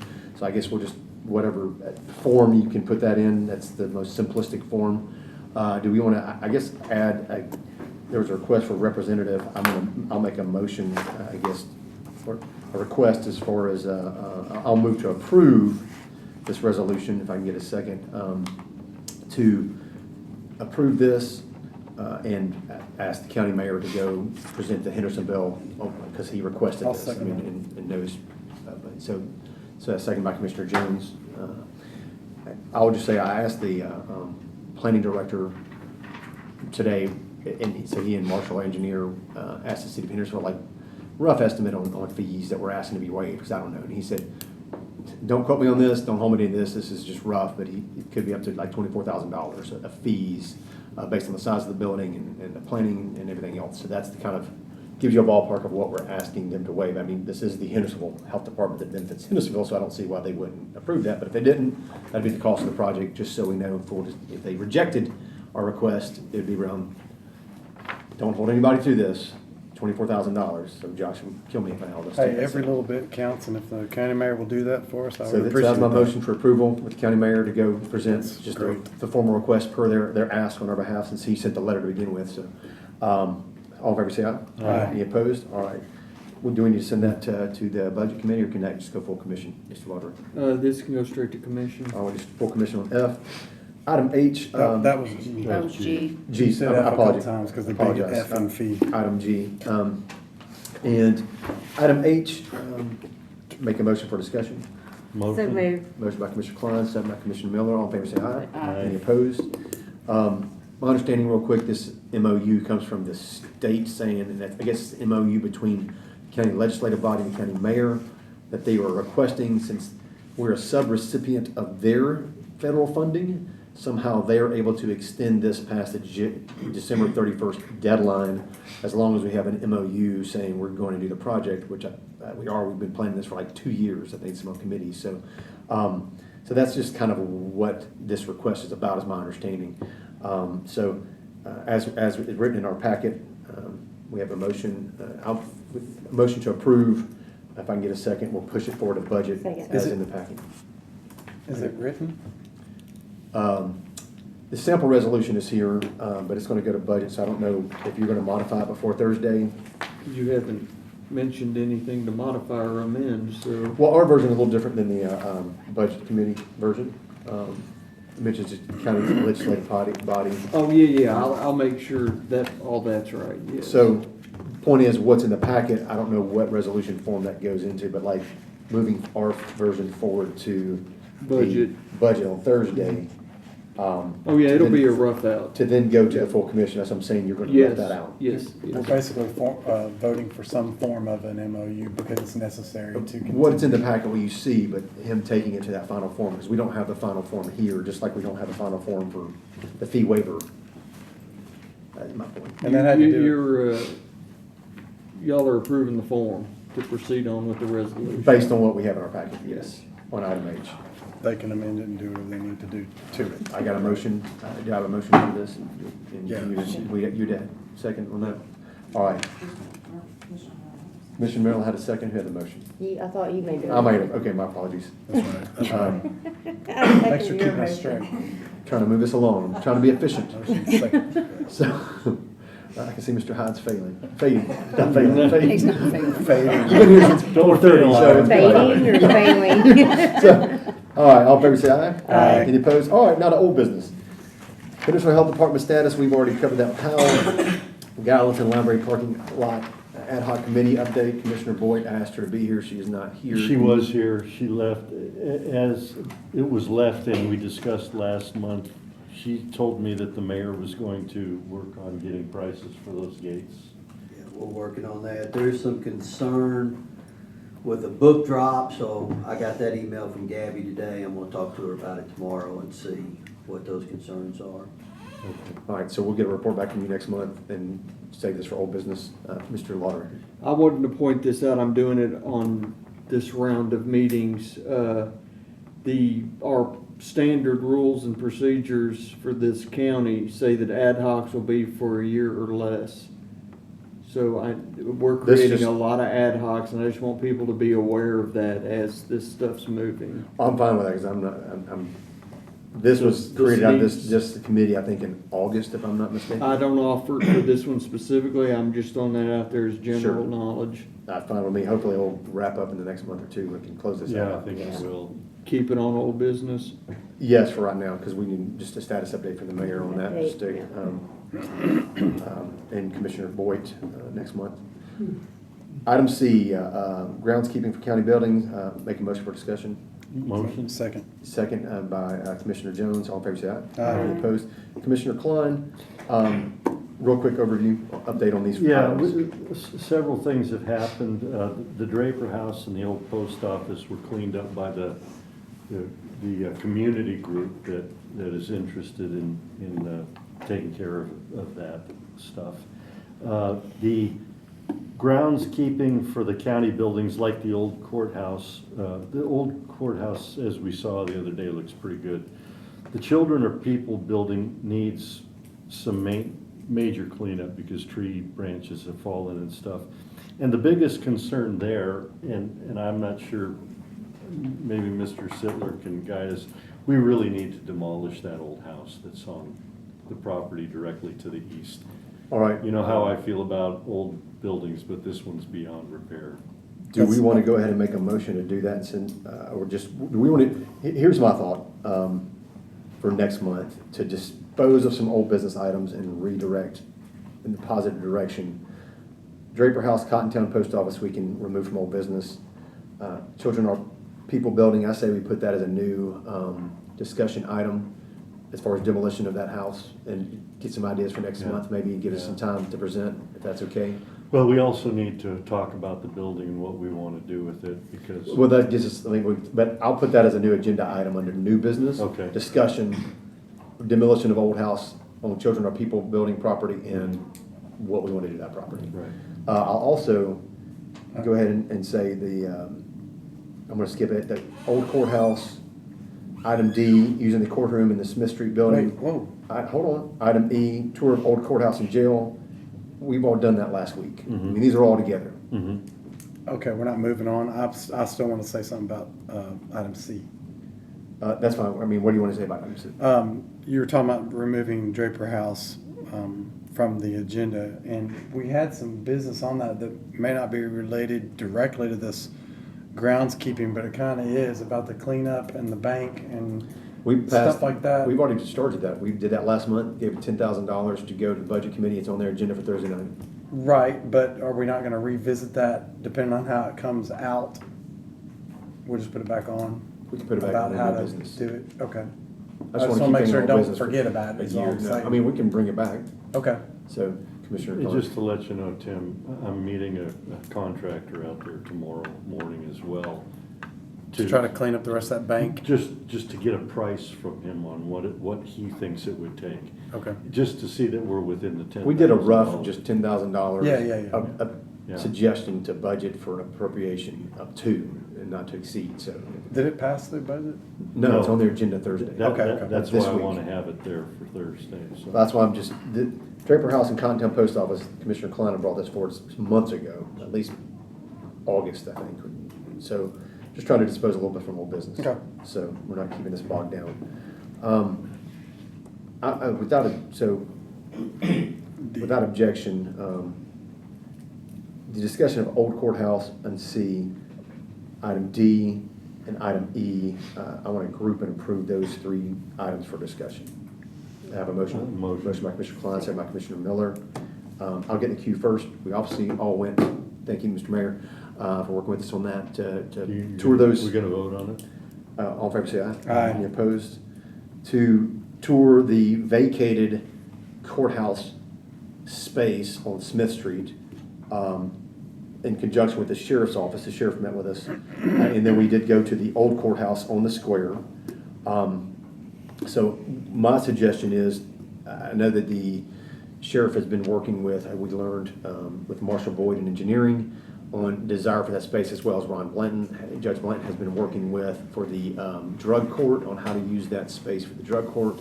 And, expand the sheriff's offices. He's obviously showed us some needs there in their space for that, and how do you use that. So what I want to do is bring that back under new business as far as like those spaces, and start just that discussion of like, how do we move these balls forward? The same for the old courthouse. County Mayor, you mentioned we were on the tour last week that there was a water line break at that street. Where are we on that? Yeah, we just got a bid back on that to get that fixed, so the work should be done this week. Okay, perfect. So I know that was an issue when we were there last The week. water's still off right now. I think it broke the day we were going to tour it, if I'm not mistaken, or the day before. What's that? I think the water line broke the day we were actually touring it. Yeah. I mean, early that day. Yeah, Or you got a report from the water company that had happened. Right.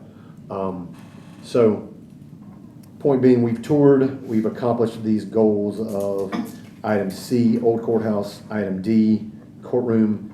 Is there anything being used for this, Commissioner Klein, on a temporary basis? You had put this on the agenda, so this predated me being on this committee in September. But is using the old courtroom in the Smith Street building on a temporary basis? Or is there, is it we doing that with the new courthouse now as far as that was something that came up, and I discussed with Mr. Sittler, and he felt like we did need to have a spare courtroom. I don't know if he still feels that way, but could you speak to that, Mr. Sittler? My suggestion for that was, we seem to have cases that get initiated where the county's involved, and then we have to do what's called interchange, where we get a judge from another county to come in and hear it. And technically, those judges are supposed to come to us, and we were having problems finding courtrooms for them to use. The one that's currently going on, I think it's coming up in January. The new courthouse is able to facilitate them, but I do not know in the future. I'll never know when these interchanges are gonna happen, and there could conceivably be a need for a courtroom to have this without having to move judges around or making special time or forcing us to have to go to whatever county's hearing it. So I guess a question would be, in the, what I call the historic, for lack of better words, I know it was built in 1939. On the square. On the square, the old courthouse on the square, I'll refer to. It does have the chambers, which was Thompson's old chambers, the paneled, beautiful, could that be something like that be used and utilized for this type of, temporary Yes. basis? I mean, so that's a possibility as well. Yes. In that old courthouse. So. Either location would be fine, and I was, not that it's in my purview, but it'd even be something, I don't know how heavy moot court here is for high schools, but. Mock court. Mock court. Or, I'm That's sorry. they have done mock court. I was in actually that. thinking the same thing. Well, they've done That's why mock I court raised in mine. Thompson's Court before. The schools do use that. I've seen it, so. But it could be used now without the interference of, Court. Well, I'll just, as far as the courtroom on Smith Street building, I don't know whether, obviously what it's gonna cost, so it'll come for this committee since we're starting this process, hopefully to get this policy, but let's go and get the discussions now. That I know that the sheriff had showed us half that space for the recovery court and using it. And then the spot where I guess they're wanting to go into Judge Gay's old criminal courtroom to expand the sheriff's office for all the administrative and everything else, and so kind of going in that space. So again, I'm not sure what the cost of that would be, but I don't see any extra courtroom space in that should we move forward the plans to expand the sheriff into part of that facility where the courtroom was. There were 3 courtrooms in there, and the 2 of them there would be, I guess, for the recovery court side, if I'm not mistaken, or was it 1? I think it was just 1. I think the sheriff was taking the other 2. Oh, he was one the other 2? Okay. I believe so. Because the recovery court came all the way to the wall of the middle courtroom, and that was gonna be blocked off, and then the sheriffs were gonna take that courtroom, all the offices in between. I just remember Judge Gaze being that cut off for some reason, so we need to get a plan, and he said he'd give it to us, so before next month, we'll make it on the agenda, an item for plan for those spaces, so we can talk about it, and whatever plans they have for Marshall, and our engineering, Yeah. we'll get that on the agenda. Yeah. Commissioner Jones? I think, to your point, I think we could just go ahead and discharge D for sure, and because D and E, there's nothing else to do with that. We're not, we're gonna. yeah, we'll we're not move even that to considering looking for a courtroom anymore because we got a more established looking Well, that'll be courtroom more, in the I'm gonna square put building, on right? new business, basically a discussion for vacated Gallatin Square old courthouse plans. Like, we got a building, what can we do with this building? What are some options? And let's go ahead and get those discussions started. Okay. In a proactive, sense. And again, it's to clean out old business and let's start doing something here. Okay. Let's not just talk about it, let's do something about it. So F. Without objection. So without objection, anything else? We're gonna bring, again, those two facilities, what can we do there? So I'm gonna consider item C, D, and E as discharged from old business without objection. So we'll clear that off the plate. And those will not move forward in December on old business. Okay. Item F, reserve parking at the administration building. Chairman Hyde, you had brought this up 2 months ago about like parking spots, reserved parking spots, just questioning that, or I have what are your good thoughts on that? This is just a little pet peeve of mine, but, and no offense to the tax assessor or the county judge or anyone, but when I was director of schools and elected superintendent of schools, I never had a reserved parking place.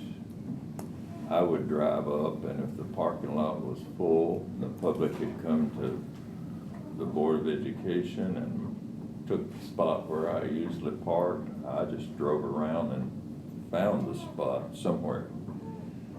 And so it has bothered me a little bit that we drive in here to the county administration building, and we're having more and more reserved for him, reserved for her, reserved for her. And even at night, I think people are afraid to park in there because they think, I'm parking in somebody's place and I might get a ticket or towed or something. I don't know what we'd do about it. I thought maybe just ask people not to reserve places, and then I thought, just talk to everybody and see what they think. But I really think we ought to move away from that because, for one thing, people think we have a feeling of entitlement when we have special parking places and things of that sort. That's just my pet peeve. I guess I'll make an ask, County Mayor, would you object to removing those signs? Doesn't bother me, I don't have one. So I guess, I don't know if we need to make a motion or do we have to bring this for the full commission, or can we ask County Mayor, can we just remove those signs and just I not? don't think it needs to go to commission. He has, That's why I'm making the ask. Yeah, I'll let the constitutional officers know. Yeah. Is that okay, Chairman Hyde? I think that's. I don't think it's a great idea. I just had a question. How'd they ever get there? Just by request? Could anybody just ask for They a were sign? there beforehand, but I think when, Mr. Mayor, when you got in, you upgraded the signs. No, they were there before I was. Okay, they were upgraded before August 2022. I just remember they were brown with white letters, if I'm not mistaken, those signs. So if you don't mind removing those signs, at the request of Chairman Hyde and the taxpayers, we'll be glad to see that. All right, we'll move on. We'll strike that from old business. Thank you. Thank you, Mr. Mayor. We don't have to ask you for an update. We can just look out in the parking lot. It's my popularity. Item G, we're gonna blame you, Chairman. Item G, markings and signage for the new parking garage. Old business, I think, County Mayor, this was something you were following up with, if I'm not mistaken, or Chairman, Vice Chairman. And I didn't make it because daylight savings time is too dark. So let me make a point of going through that entire parking structure and seeing what some of the complaints are about it. And I will do that maybe tomorrow. All right, question. Go ahead. What- I'll what make a I- motion for discussion. Second. All in favor, say aye. Aye. Any opposed? So, what is who brought this to the attention that there's a problem There with was- signage, there or was- proper signage? A complaint by one of the commissioners, I think, that there's not enough signage in there to know where to go. And As I far as did. turning and maneuvering in the garage? Yeah, and I went in there and I go, and I don't even remember who it was, whether it was Terry Boyd or Mary Janung or somebody, and I went in and go, they're right, this is really hard to navigate in here because you don't know which way to go. It's a narrow parking structure and it's not double loaded. That's what I'm saying, there's only one way to go around it. I've been up it once and I think it's pretty self-explanatory. You go up and turn around and come down. Yeah, well, once Like, there's not a turn this way to exit or that way to exit. You only got one way to go. Once I did it, I was fine. I go, oh, okay, I understand. All right, here, I'm gonna have a solution here. We're gonna keep on old business, check it out. I Are we will. wasting time? Then I can get off. So, without any objections, we'll keep that on old business. The only thing we're gonna keep on old business is item A, health department status, item B, Gallatin Library parking, and item G, signage for the new parking garage. Great. Motion to adjourn? Second. All in favor, say aye. Aye. Any opposed? Don't need a vote. Don't gotta vote. Y'all just wasted like 15 seconds.